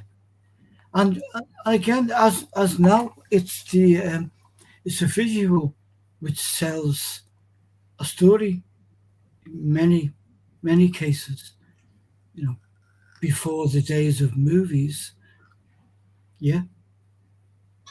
But you had, didn't you? You had even Punch. Now, Punch was a satirical magazine. Yeah. And they started off by saying there is a yarn between the gorilla and the Negro. And that's the Irishman in between them. Yeah. That's what he said. Yeah. Yeah. And that became accepted at it was accepted, of course it was. And the great sadness is that became like Time magazine. So people were honoured to be on the front cover. I think Dickens was portrayed in Punch and on Punch. Well, I just want to go through these. yeah, And the fastest, I went to Amsterdam a few years ago and stopped over in London, visited Shelley's gravestone at St Pancras Church. She got moved, but the tombstone is there, still there. Yeah, yeah, yeah.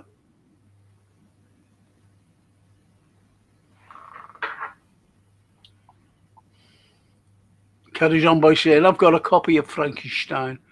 It's 2 books in one. The other side of it's a Bram Stoker's Dracula. It's being well read. I liked I liked especially what Francis Ford Coppola did. I think it's a brilliant film, yeah, and Gary Oldman is over the top, yeah, and as is Anthony Hopkins, fantastic, yeah. fantastic. Evening chap, says Mr. Pragmatism. Hello, Mr. Pragmatism. Yeah. You can't make these names up, can you? And Karen says, do a tap knot with your hair. Do a top knot, yeah. Yeah, get a Oh, bowl. a top knot. I thought it was a tap knot. I was just going to get up and give a little tap dance then, you know. Yeah. I've got to get a cut. You know. Kind of push it. So you've got to shower. My beautiful sister-in-law did mine yesterday. What? Cut my hair. Do you know what? Honest, I can't get a cut this week because our friend said I'm not seeing it till next week. She said I can't see it till next week, John. Okay. Franco's there looking like a windswept desert line. IBR. You want to see RGRs if you think I look like, you know, like a little thing like desert line, you want to see our kid.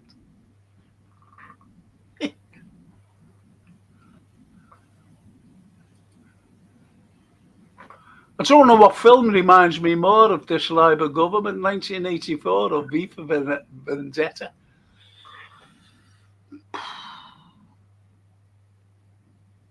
I don't think there's a film that comes close to this Labour government. Honestly.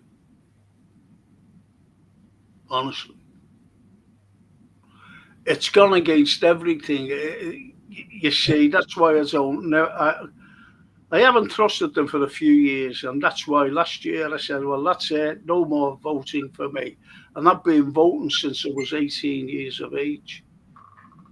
And the first time I could vote. And it's shocking.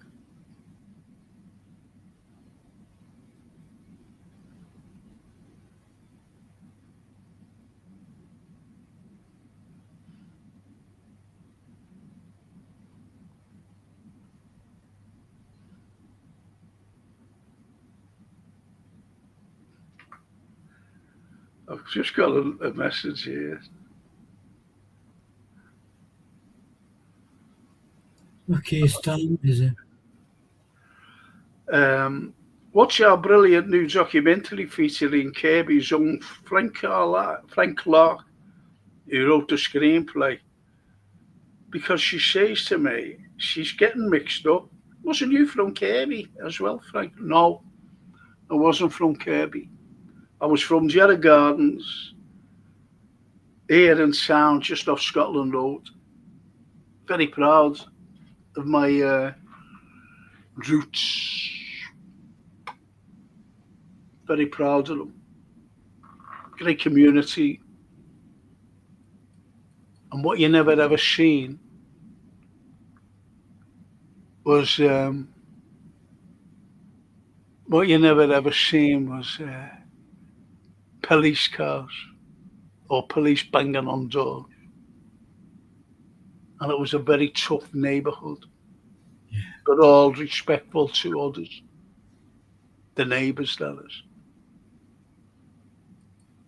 Barnaby says to George, the CIA MI6 also played their role in the dirty war. Look what Blair did. He gave on the run letters to say, man, they want to bring peace to Gaza. British governments have a lot to answer for. Of course they do. And the IBR, Lammy has a lower IQ than any fruit fly, says IBR.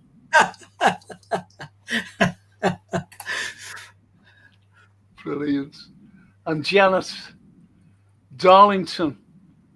Lovely chat today, Frank. Thank you, Janet. She came with ambidextrous. Ah, lovely. And do you know what she said? You'd love this. You'd love this. I don't know whether the lad's from. Hang on. Okay. Remember Harry Nilsson? I can't live, I can't give any more. Right, that song. Yeah. Without you. Two Scousers. How do you know? I love my music, Frank. My music, me paint jobs, and I loved the song when it came out. But they were in a band called Badfinger, who were signed by the Beatles. Wow. And they played on George Harrison's albums, John Lennon's albums, and at a point, the record company introduced the possibility of selling their songs to other artists, which is the way forward with most bands. And I think it was John Lennon who said to Harry Nilsson, you should cover this song. Absolutely fucking marvellous song, beautiful song. Harry Nilsson covered it, went to #1 for like 20 weeks or something like that. Those lads never got a penny. Do you know what? Janet was telling me today, and I was shocked. I was thinking, can't wait till I tell Anthony. Yeah. I can't wait. And the next performance is, this. Yeah. The main guy, I think, was Pete Ham. Yeah. Hung himself because he was in. This is something I was going to bring up tonight as well as part of our literature. And unfortunately, it's the downside to anything you create, any creative thing, a book, a screenplay, a play, a character, a painting, anything is nicked, will be nicked. If someone sees that there's money in it, they will nick it from you. And Dickens had the same thing with his books. There was a publisher and a printer who was kind of, in terms of money, he was quite sorted at the time of Dickens' youth. And when Dickens brought a book out, Oliver Twist, this guy immediately, and I mean within a week or so, brought another book out, hypothetically called Oliver Twisted. So it's that close a copy. Had illustrations, it was leather bound, printed, and he did it for 4 or 5 of Dickens' books. And Dickens, even when he became established, was so well known, said to judges he knew that he would go and have a bevy with, he'd say, can you stop this stealing my work? I said, can't do it. Copyright. Because it's not plagiarised, you see. Oh, it's such a dodgy field. Horrible. Of course it is. if someone sees that they can make money on what you've done, they will make money on what you've done. Of course. Just want to show you something here.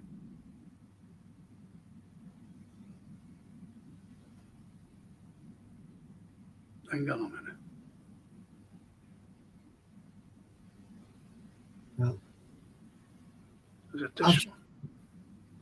George, I started a poem, go. and it goes like this. I haven't finished it yet. It's only going to be a sonnet. I haven't even got a title. And it's blasted into the wilderness, rain swept across to nowhere, head bowed in a God-forsaken place, cold trudging through to oblivion, tormented as mind racing away as grief takes a hold. No, we haven't finished. Powerful.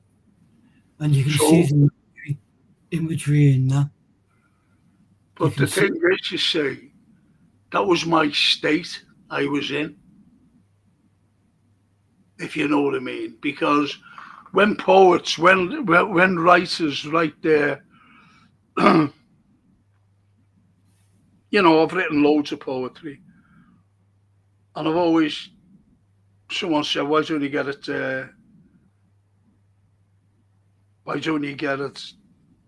published? I said, because I don't want to.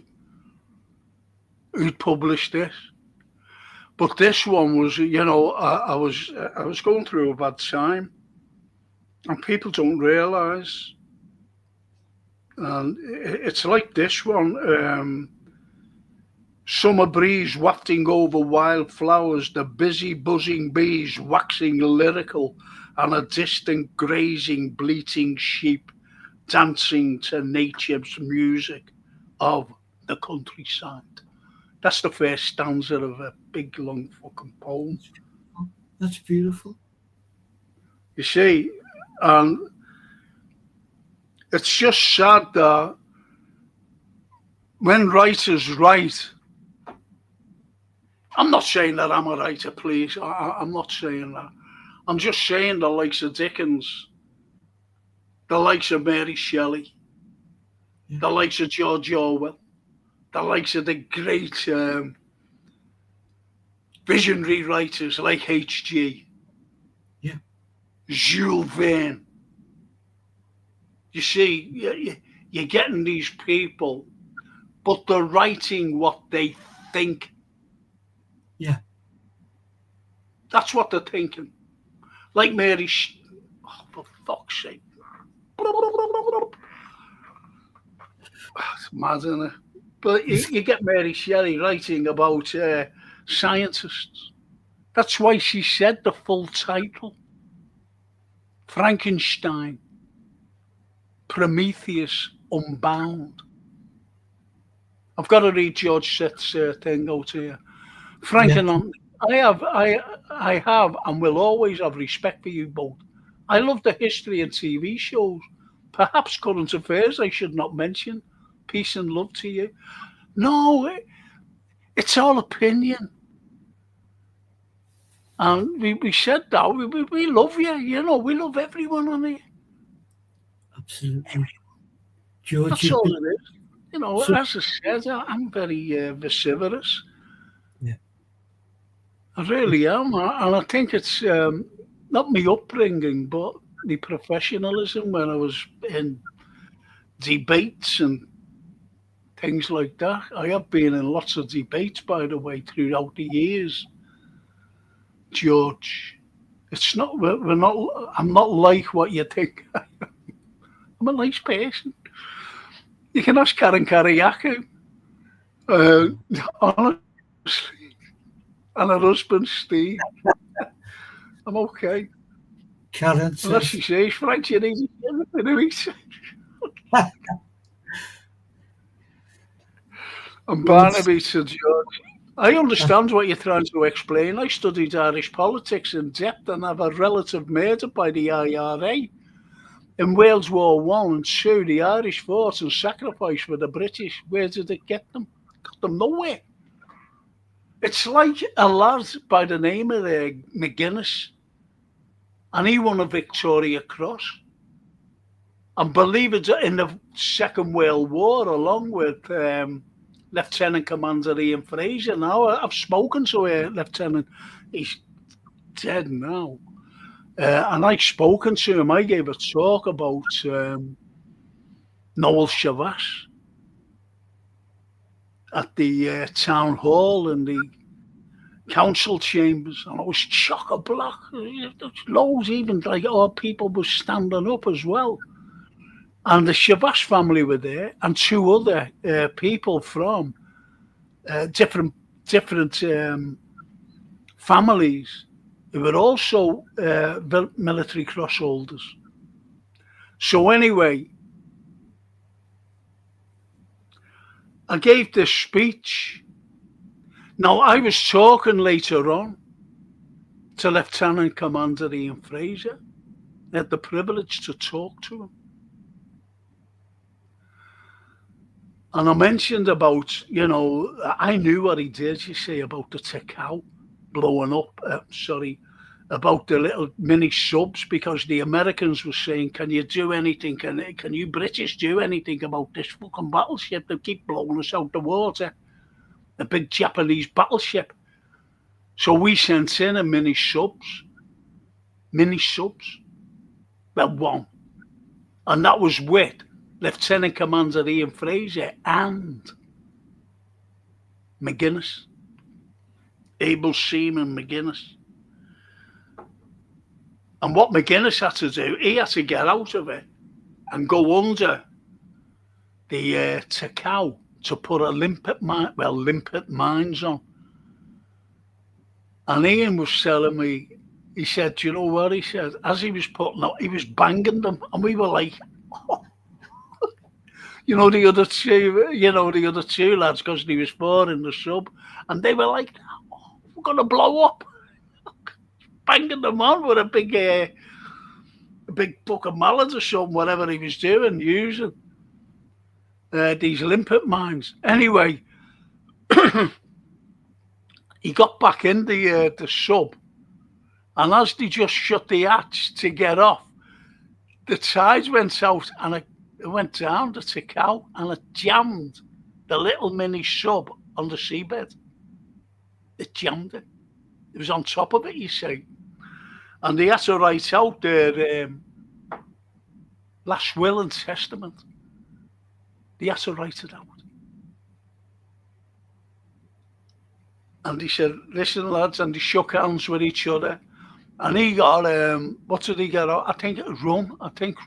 He got rum out. And he gave them a tot each. And he went, cheers, lads. Because they were expecting to die. He said, and by hook or by crook, with pure unadulterated luck, the tide came in and just lifted, it wasn't the tide, it was a swell, came in, and it lifted this, and they got out.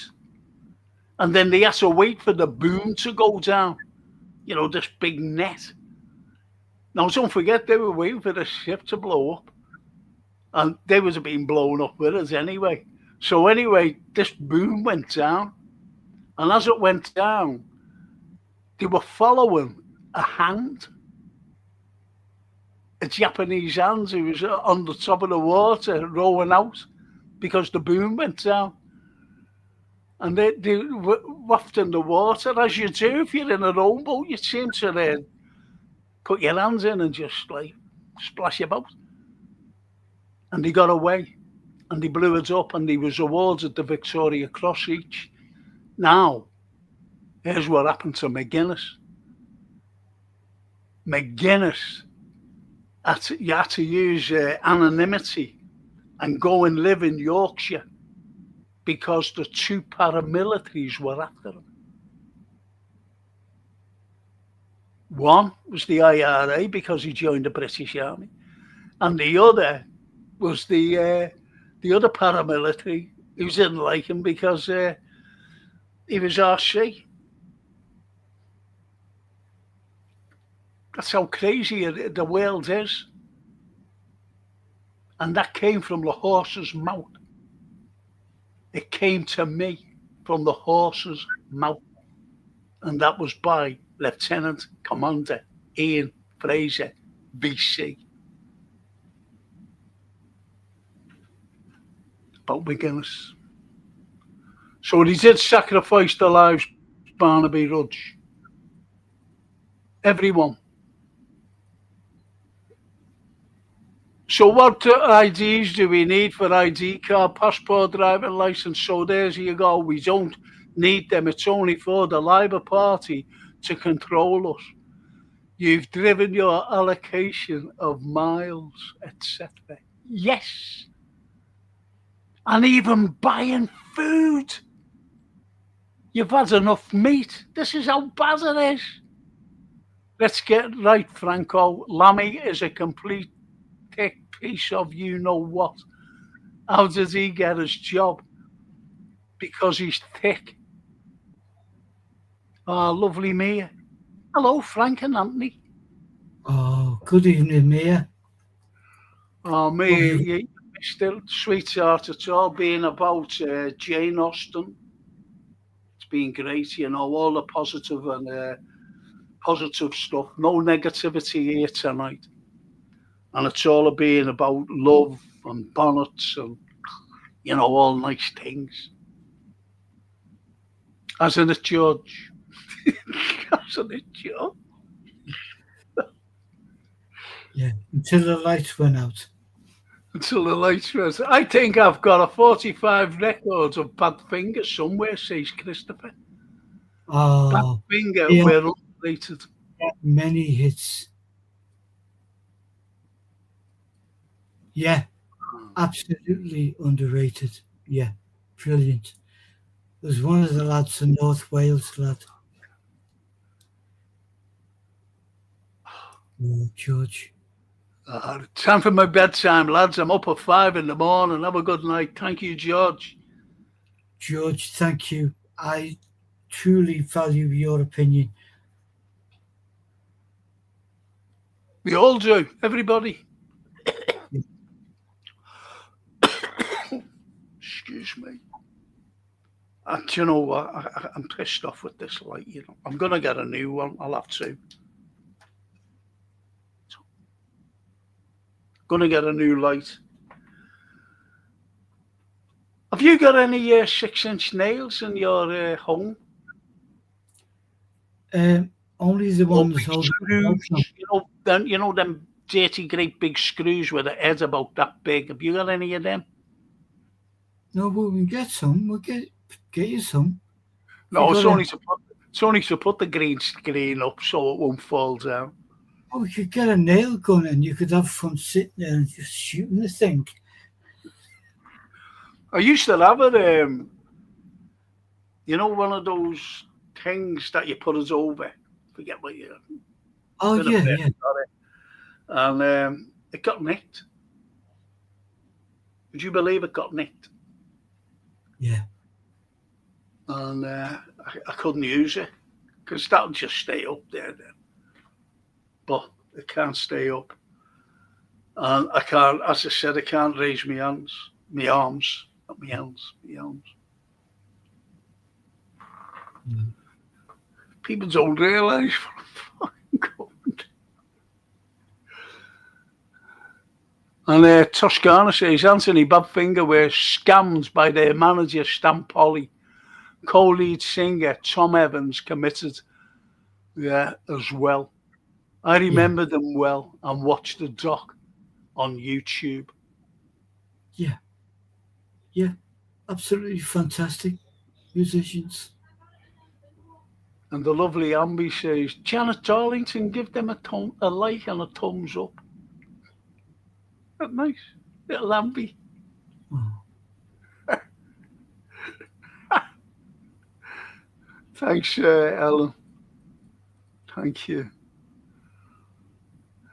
And Toscana, good night, George said. That's nice, isn't it? And Bella says, Buonanotte, Franco and Anthony, and chat's just going to leave you with this from the Bible. love each other as I have loved you. Isn't that lovely?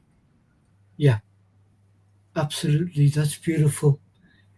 Yeah, that's a wonderful That's way it. to close any show, that Bella. And buonanotte, Bella. Lovely words, says Toscana. Yeah, And Bella says, Toscana is a Franco's last show. Yeah. And Toscana says, sorry, it should have read Tom Evans committed as well. Bad finger. yeah. It's tragic, and money. We know our own dear people here, Toscana, who have been number one in the hit parade. Never made a carrot. Did you know Nick Drake? You heard of Who, him, Nick Drake? Nick Drake, I knew of him. Yeah, I never. Yeah, knew his music. Well, Um, his sister is Gabriella Drake, you know. You yeah, know the actress, and he took his own life. he did. He was struggling to find. I know he had support from the record company, which was Island Records, because he was totally different. He was just. He was. If I was to compare him to our greats that we talk about, he was a William Blake. Really? Yes, Go away. and he would create the most beautiful music. I know you don't do music much and stuff, but when we come over, I'll bring. I can't even play my songs. Wow. I can't play anything. And, because we get copyrighted. I know we can't on here, but what you play in the house? Have you got a record player or you got a CD? Yeah, yeah, yeah, It's me. yeah, yeah, yeah. Well, Nick And, Drake put his music out, and it was popular, but not massively so. Not million sellers and stuff. And I think he suffered with his mental health in his just to try and coordinate his life, and we all know what that is like. I certainly know, and yeah, he committed suicide at a young age. But again, his work is out there for everyone to see. Nick Drake, check him out. He devised his own way of tuning a guitar, which is not textbook, not in anything. So to match his sound, his voice. do you know what? I only asked you if you knew Nick Drake. Just that's his life story. Well, he deserves his life story, like I say. No, I was only going to say, the actress Gabriella Drake, who was in UFO and all this thing. That's his sister. Yeah. She's the only one keeping his myth alive. She does I drugs. know. No, I knew a lad who used to room with him at Cambridge. That's all. Wow. And Yeah. he took his life. It's hard, isn't it? We should really have. I mean, we'll do it another time now. That conversation you and I had about the descendants of Dickens and the like, and they stand up now, 2025, and give chapter and verse about someone they don't know at all. You're so right. You're so right. Because in like your great, great, great, great, great ancestors, descendants, I'm talking about, not ancestors, descendants that come out, and you're gone 100 years, they're not going to know nothing about you, but they say, oh yeah, he was a great artist. But they know nothing else. Do you see what I mean? Yeah. Whereas your Tom does. Yeah. You see what I mean? It's that connection. Yeah, of course it is. Flesh Yeah. and blood. Yeah. But when you become I remember going down to see Ricky Tomo, and I said, "Do us a favour, introduce me to Robert Carlyle." And I asked Robert, he said, "Okay." And anyway, I asked Robert Carlyle, I said, about, your ancestors. I said, "Mine was Thomas Carlyle. He was a mate of it." He said, "So was mine." So we're, relatives, distant relatives. Robert Carlyle and myself. Yeah. Now, do I know anything about Robert Carlyle? No, not a sausage. And I couldn't tell you anything about it. Only he's a great actor. He's an excellent actor. And he's been in some great stuff. And Do you remember when he was in Cracker? Cracker. Yeah, that was our Drew's part. Yes. Was it? Yeah. I think that's what Jimmy had written it for. The first one where the guy who's mentally damaged from being at Hillsborough. Yeah. I think he wrote that for Drew. Go away. But we'd have to, next time we see him, we'll check that out. But Robert Carlyle got, and then his kind of. From there, isn't it? Yeah, it was immediate, wasn't it? As life sometimes with stuff you do. Yeah. We're lucky, aren't we? Absolutely. Like the likes of George Seth, I thought he was going to go forever. But we're not like that. As I said, like I said, most probably George would have been shouting at me, rather than. See, I've always said, do you know, like comments? They come in and, you don't know what their feelings are as they're saying them. No. They could be shouting. You see what I mean? Yeah. Or they could be very placid in the say. You just don't know. It's just like what Toscana says to Bella. I hope not. This is about me and the last show. I hope not. I enjoy them very much. Will you be able to go on other podcasts? You get the likes of, you're bound to get someone like Anthony and myself, which you don't. Reading out comments. No, I was annoyed. I'm being honest with you, and he knows this.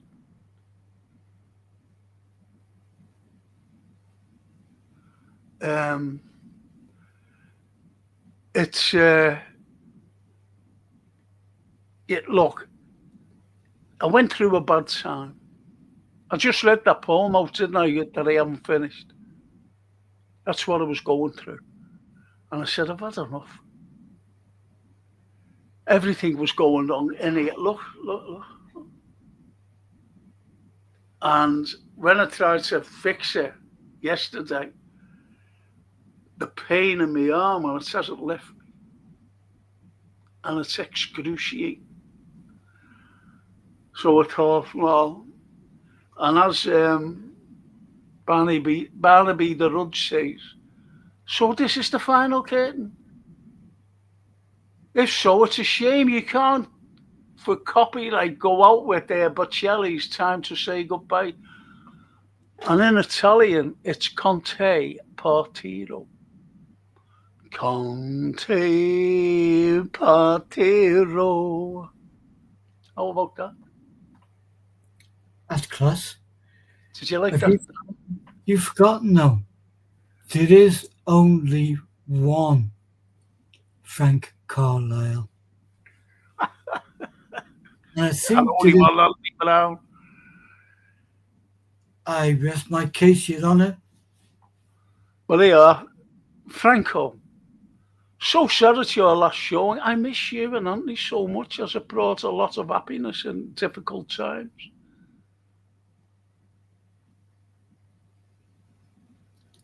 That is beautiful, humbling. Well, okay, I'll tell you what I'll do with you.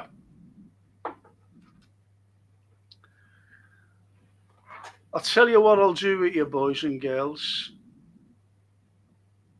I won't leave you. I won't leave you.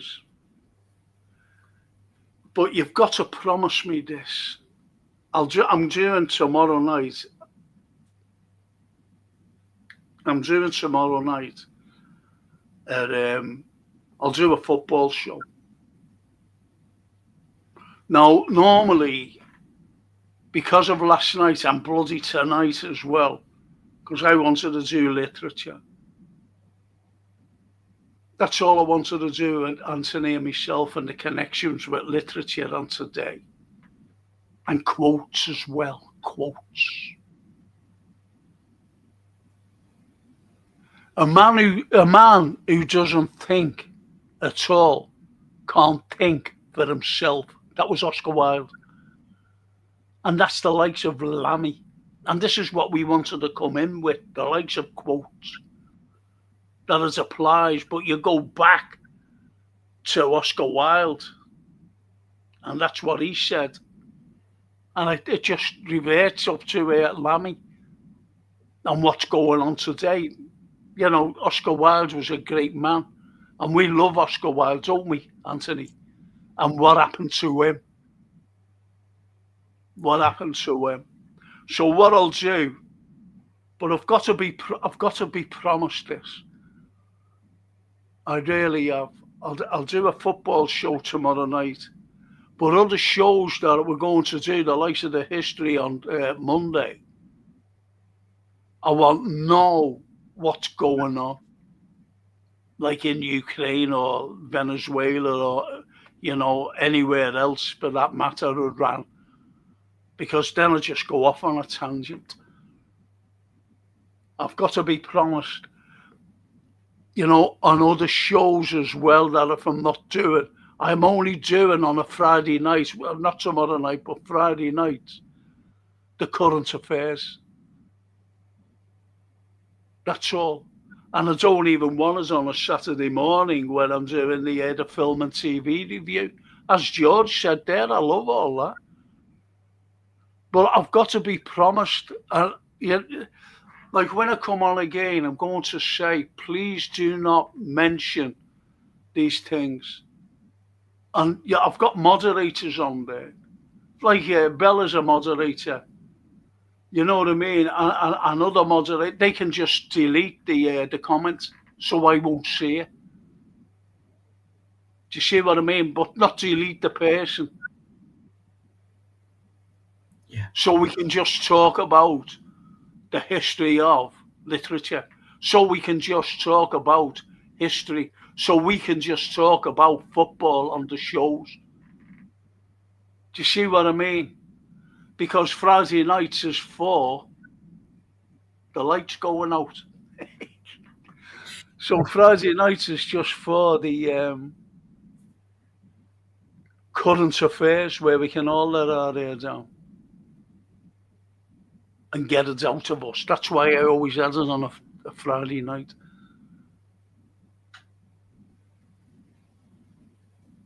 So we'll be back to normal on we'll be back to normal.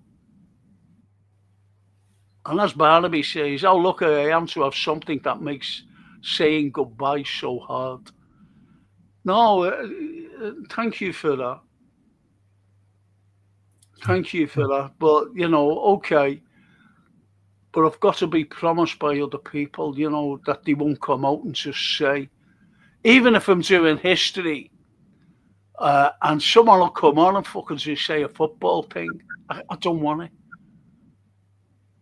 I'm just talking about history. I'm just talking about Liverpool history. And, you know, bring in the international history also, you know, connections. If you don't mind. Is that all right with you, Anthony? I'm absolutely with you on all of that, Frank. Yeah, of course it's all right. So we're all right then, aren't we, for next week? We're all right. And we've got our good people. Yeah. Our good. And when we're doing the history next week, I'll try and finish this poem off that I've started. Yeah. If I'm in the right frame of mind, you see.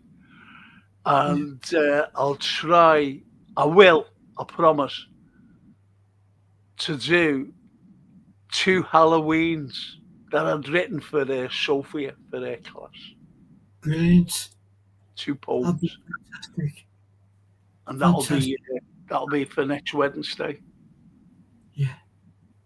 Unless Liverpool are playing on a win. I don't know. You know, it's so mad, isn't it, the way it's going? Oh, no, it's no football at all next week. It's international break, so I'm made up with that. That was a lovely thing, though. How lucky I am to have something that makes me, makes saying goodbye so hard. Thank you for that, Barnaby Rudge. And I promise I won't mention anything outside the subject matter, except up the Reds. Sign off.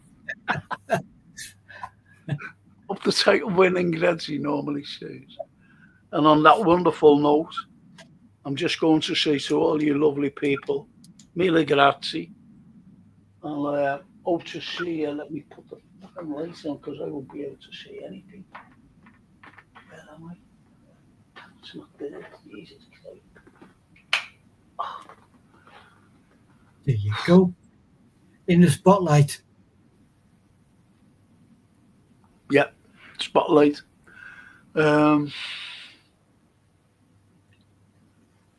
as the Barnaby says, it's your podcast. You set the ground rules with your moderators. I'm sure you deciding to stay with the likes of the Scottish Bear, the tonic in it. Isn't that lovely? Yeah. This is what these people are like. Yeah. And as I said, I had ambidextrous down today because I gave it. I promised her $2. Yeah. And they don't live in Liverpool. And I was shouting at them.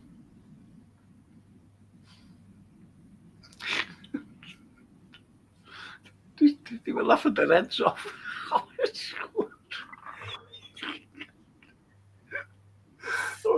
Can I finish? Because this lady, Janet,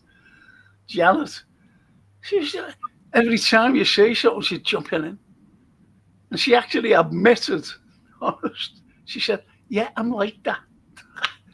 I'm always interrupted. I don't want to finish.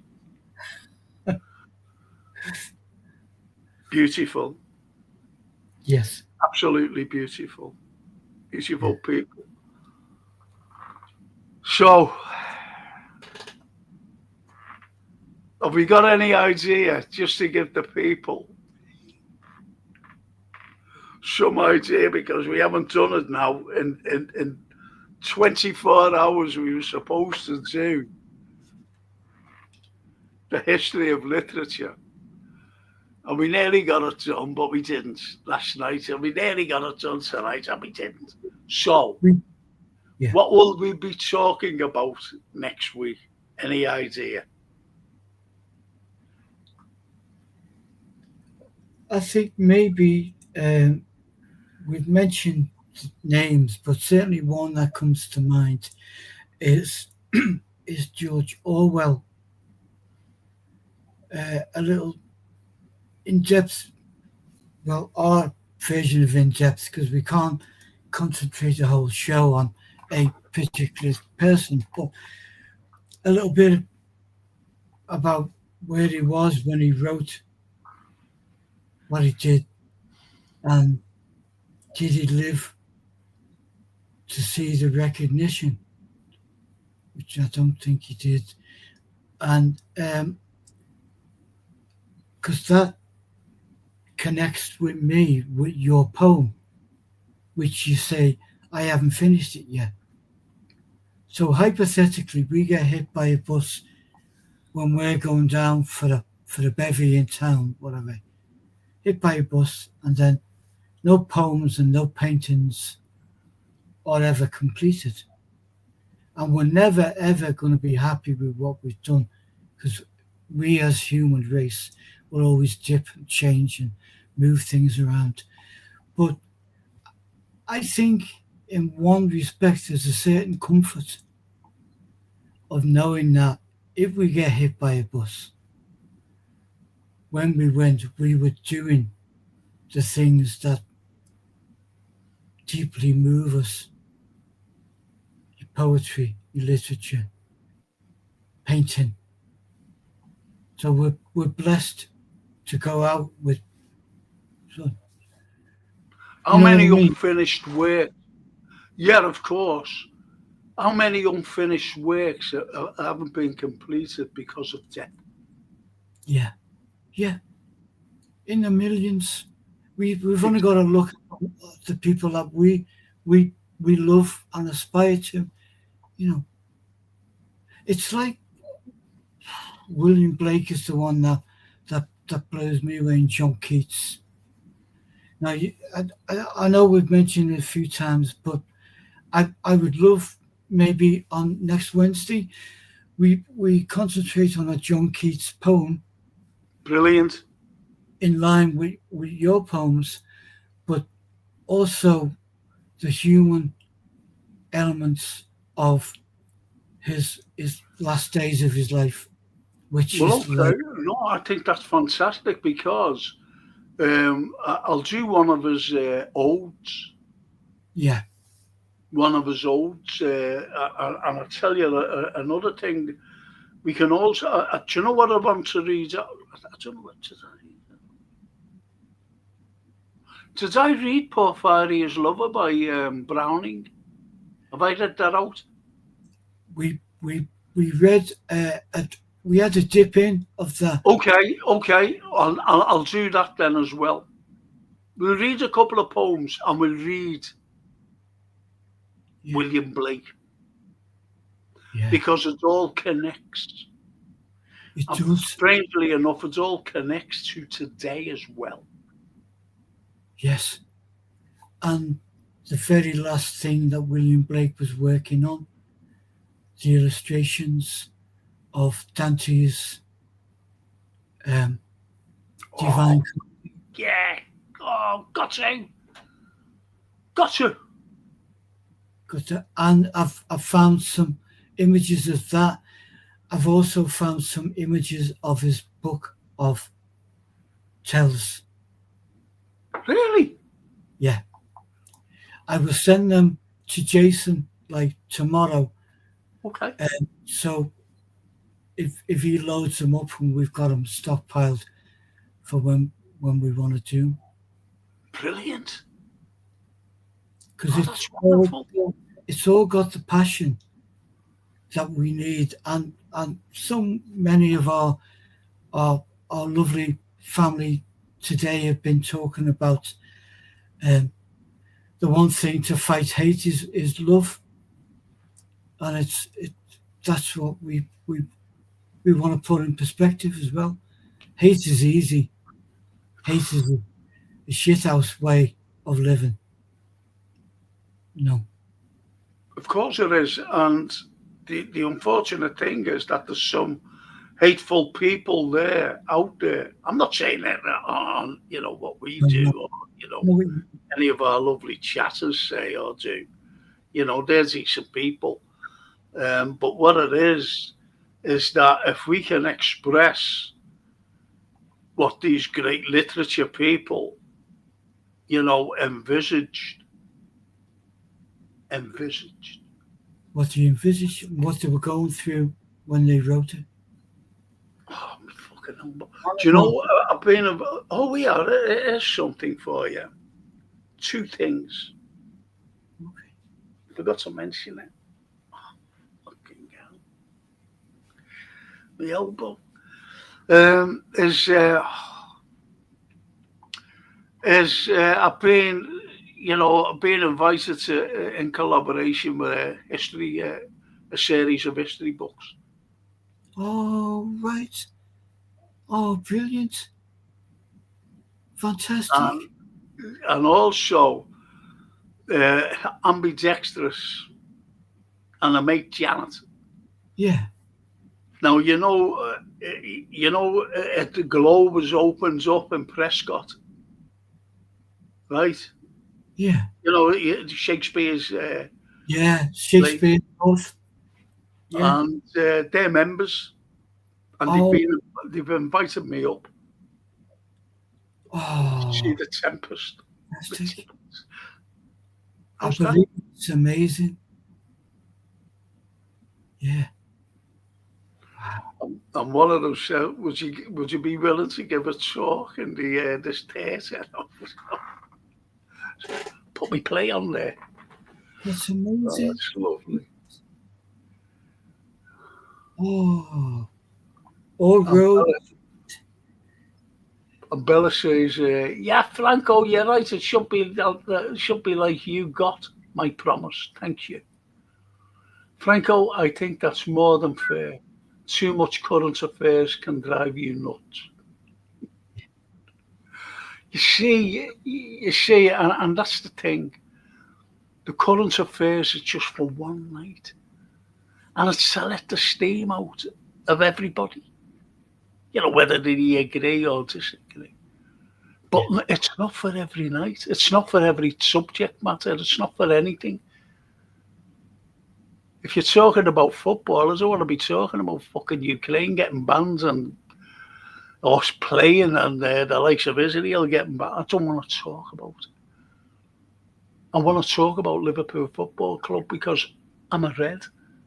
That's all. I want to see how they're going to go on against Chelsea, for example. And did I say I was doing a football show tomorrow night? Yeah. Yeah.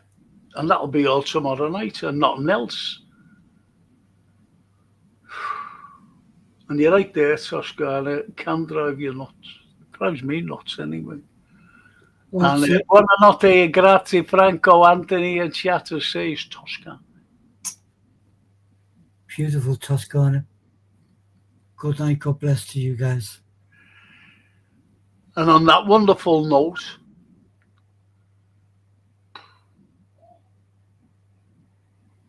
it's good night from me. No, it's good night from him. See, we came on tonight because Jason didn't put us in the schedule. Yeah. And I was wasn't that lucky getting on? Oh, fantastic. Am I a genius? You're a genius. Thank you. Genius, because I had to down half a pint of gross just before you pushed the button. Looking, it was tea, honest. Half a pint of gross. And the IBR says, "Good night, fellas. Great show." Thank you, IBR. Good night, IVR. Thank you. I think it's, you see, if we do a show, it's got to be about the subject matter that we're doing. It is. It is. But I totally understand that we're not machines. We're not robots. We're not scripted by anyone else to read this. This is what is interesting. We go. It's very emotional on any subject, whether it be football, whether it be history. Certainly history. It's got to be, because it's got to be real. So sometimes, one thing overlaps.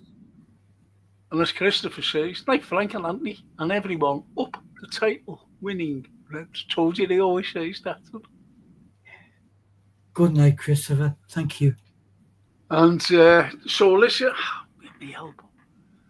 And do you know what I don't like taking? Painkillers.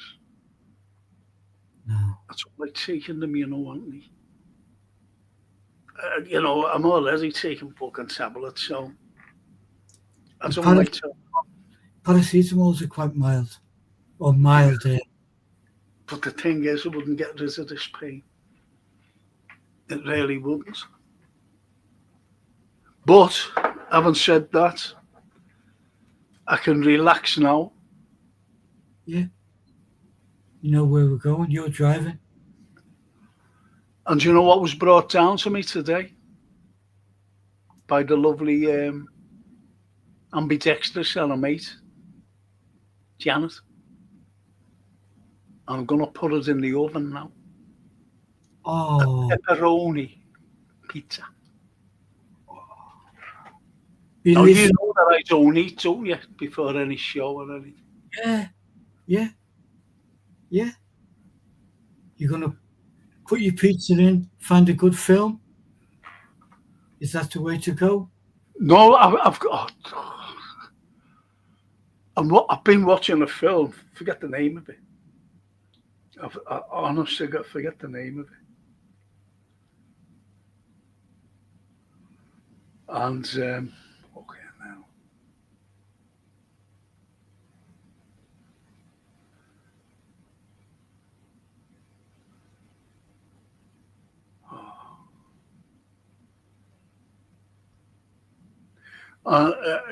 Jeff Ellison, he's just comments on it. He always just says hello, Frank.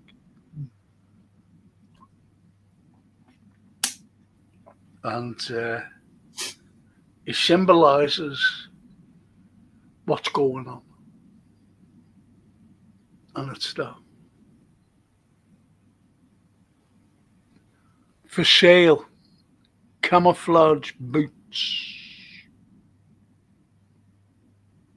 You know, like camouflage jackets and trousers, 35 quid, camouflaged, meaning that they've gone and the boots are still there.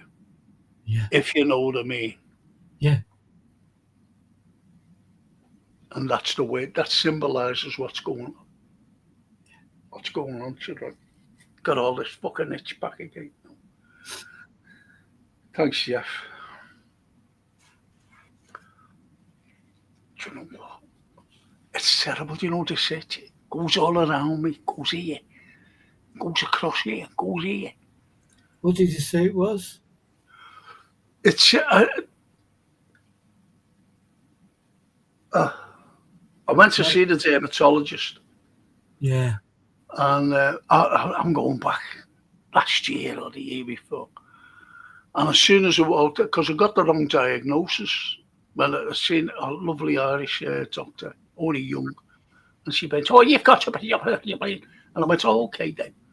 She says I had acne. I said, "At my age, acne?" She went, "Yes, you've got acne." But it wasn't, so there was the wrong diagnosis.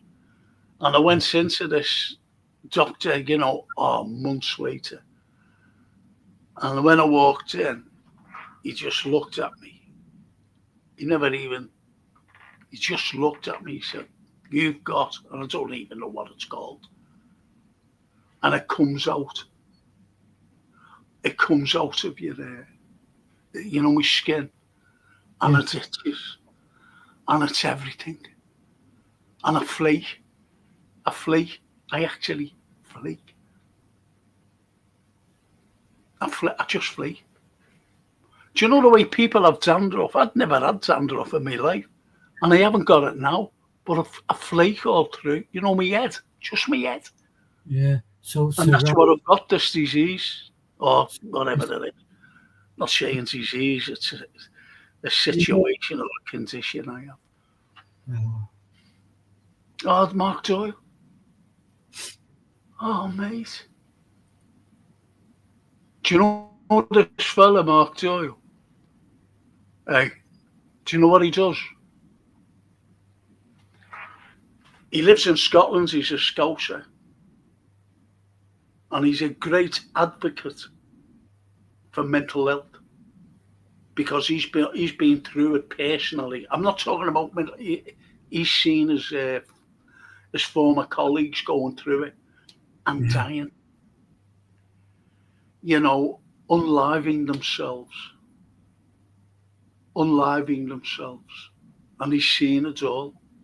And that man climbs the likes of Ben Nevis. and he always brings up see me, I can't raise my arms. He brings up a big flag. He's a big red.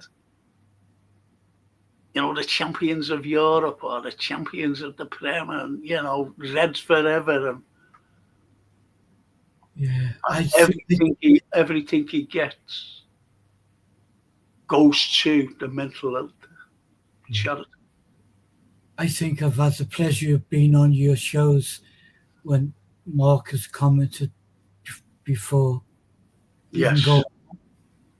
Yeah. Yes.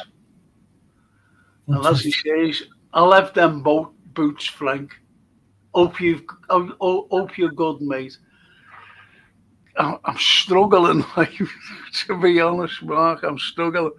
Do you know what? He invited me along to somewhere. I can't go anywhere, as you know.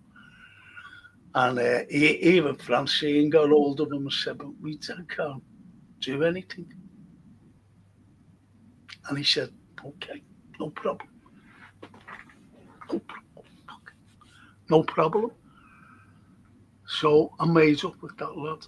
Mark Joy, thank you, Mark. You're a good man. We all love you. And Barnaby says, I sit back now and put on Lano Que Vera. I knew you'd change your mind. Thanks, Anthony. Thank you, Barnaby, for being with us, staying with us. And on that wonderful note from Mr. Barnaby the Rudge and Mr. Mark Doyle, the wonderful Christopher, the IBR, our lovely Italian signoras. Yeah. Oh, lovely you and the boys. What do you think? Has it been all right? It's been all right in the end, hasn't it? I think we've had a quiet chat. What a quiet chat, and resolutions are made, and some made to be broken. But yeah, no, we've had a good night. That'll do me, Mr. Brown. And do you mind if I give you the ring? Not at all. Are you sure now? Yeah, I'll go and put the kettle on. You're putting the kettle on? You're not having that half a pint of grouse? I can't for a moment, yeah. A couple of weeks I'll be back on the grouse. I'll be back on the grouse. Well, I've got a bottle here for you anyway, so that'll be all right for a couple of weeks. Is that all right? That's cool. That's fab.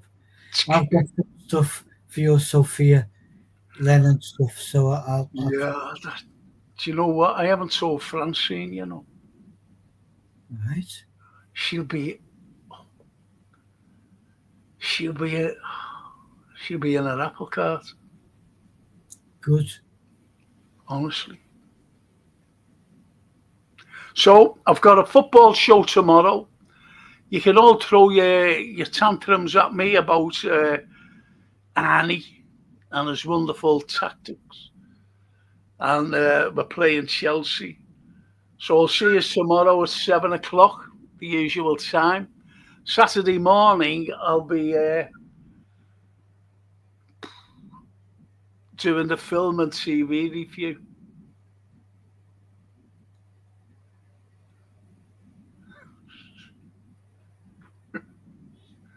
Look at this fella here, look.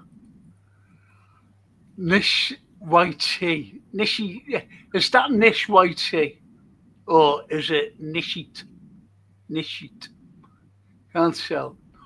What on algorithm got me here? Well, I don't know, but I'm glad. But if you subscribe, it'll help my algorithm. And if you like as well, the algorithm goes up. It goes up and further up. If you don't mind, Nish, please. And the next time you see me, no, if you're with us tomorrow night, if you're a football fan, I'll be talking about Liverpool. And if that doesn't suit you, and you're with me about film and TV review on Saturday morning, you still have me with a head like this, unfortunately. And on Monday night, we do the history show along with my good friend there, the international artist, Mr. Anthony Brown. And there you go. Because we do history, 2 history shows. One, just history on a Monday. On a Wednesday, we do another history show, but it's called The History of Literature, which is prevalent to today, Nish. And on that wonderful note, Nish, the unfortunate thing is we're finishing because we've been here since 7 o'clock.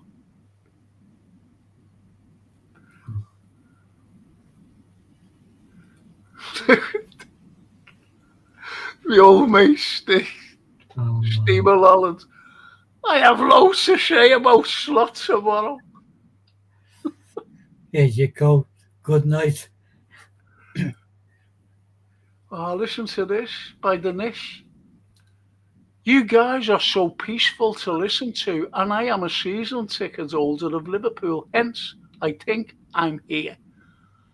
Thanks, Nish. Nish, that's wonderful. Oh, that's wonderful. Thank you. And tomorrow night, you know, we will. I only talk about Liverpool, by the way. That's all I talk about. And you know, so you know, we get predictions, or who do you think should be playing, who do you think should be dropped, what do you think of such a new person, you know, that's come into the team and whatever. You know, so that's what we'll be talking about. And there's lots of disagreements and agreements, so it should be fun. Thank you, Nish. You're a good man. And he says, subscribed. That's brilliant. And as our wonderful Italians would say, mille grazie. Grazie mille. And the dots. Dots, we finished. See you tomorrow night, Dots, on the football show, 7 o'clock. And we'll be shouting and everything tomorrow night about, as Mulholland says, my old mate Steve Mulholland, I'll have loads to say about Slot tomorrow. Get a wheelie bin for the square box and you'll be fine. Who was it he used to say? Me swear box, he said, I'm going on holiday. Holiday, he says, I'm going on holidays. He says, with my swear box with you, he said. I think he's still on holiday, to be honest. I haven't heard from him since. And the dot says, oh, unfortunate. Hope the stream was good. Oh, it was brilliant. We had 4 guests on tonight. One of them was terrible, you know, he got slagged off and I had to throw him off because all the fans, you know, all the chatters were saying, get him off. And that was David Lammy, you know, from the Labour Party. He was on. And we had Kenny Dalglish. Yeah, Kenny was with us. Jan Molby was with us. And David Fairclough, because I know them well, you see. Believe it or not. And I do, don't I know them, Anthony? You do indeed, Frank. Yeah. So they were on tonight, and you know, it was all right. They were all right. You know what I mean? Calling slop for everything. I shouldn't have said that, should I? About them calling slop for everything, but nevertheless, they did. Big Arnie. And if you believe that, you believe anything. Dots. So on that wonderful note, thank you, Nish, thank you, Dots, thank you, everybody, for joining Anthony and myself tonight. And I'll see you tomorrow night for the football show. Yeah.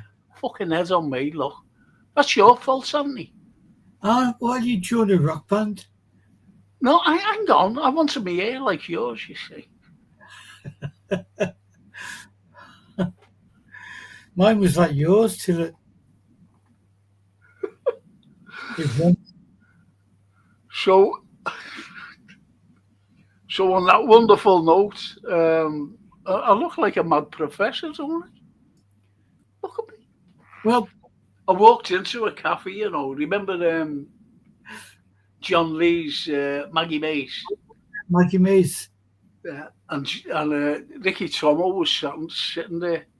And I walked in, and I was windswept, and my hair was all over the place. And he went, I want you to play the Mad Professor in Tom, Dick and Harry, a new series I'm making.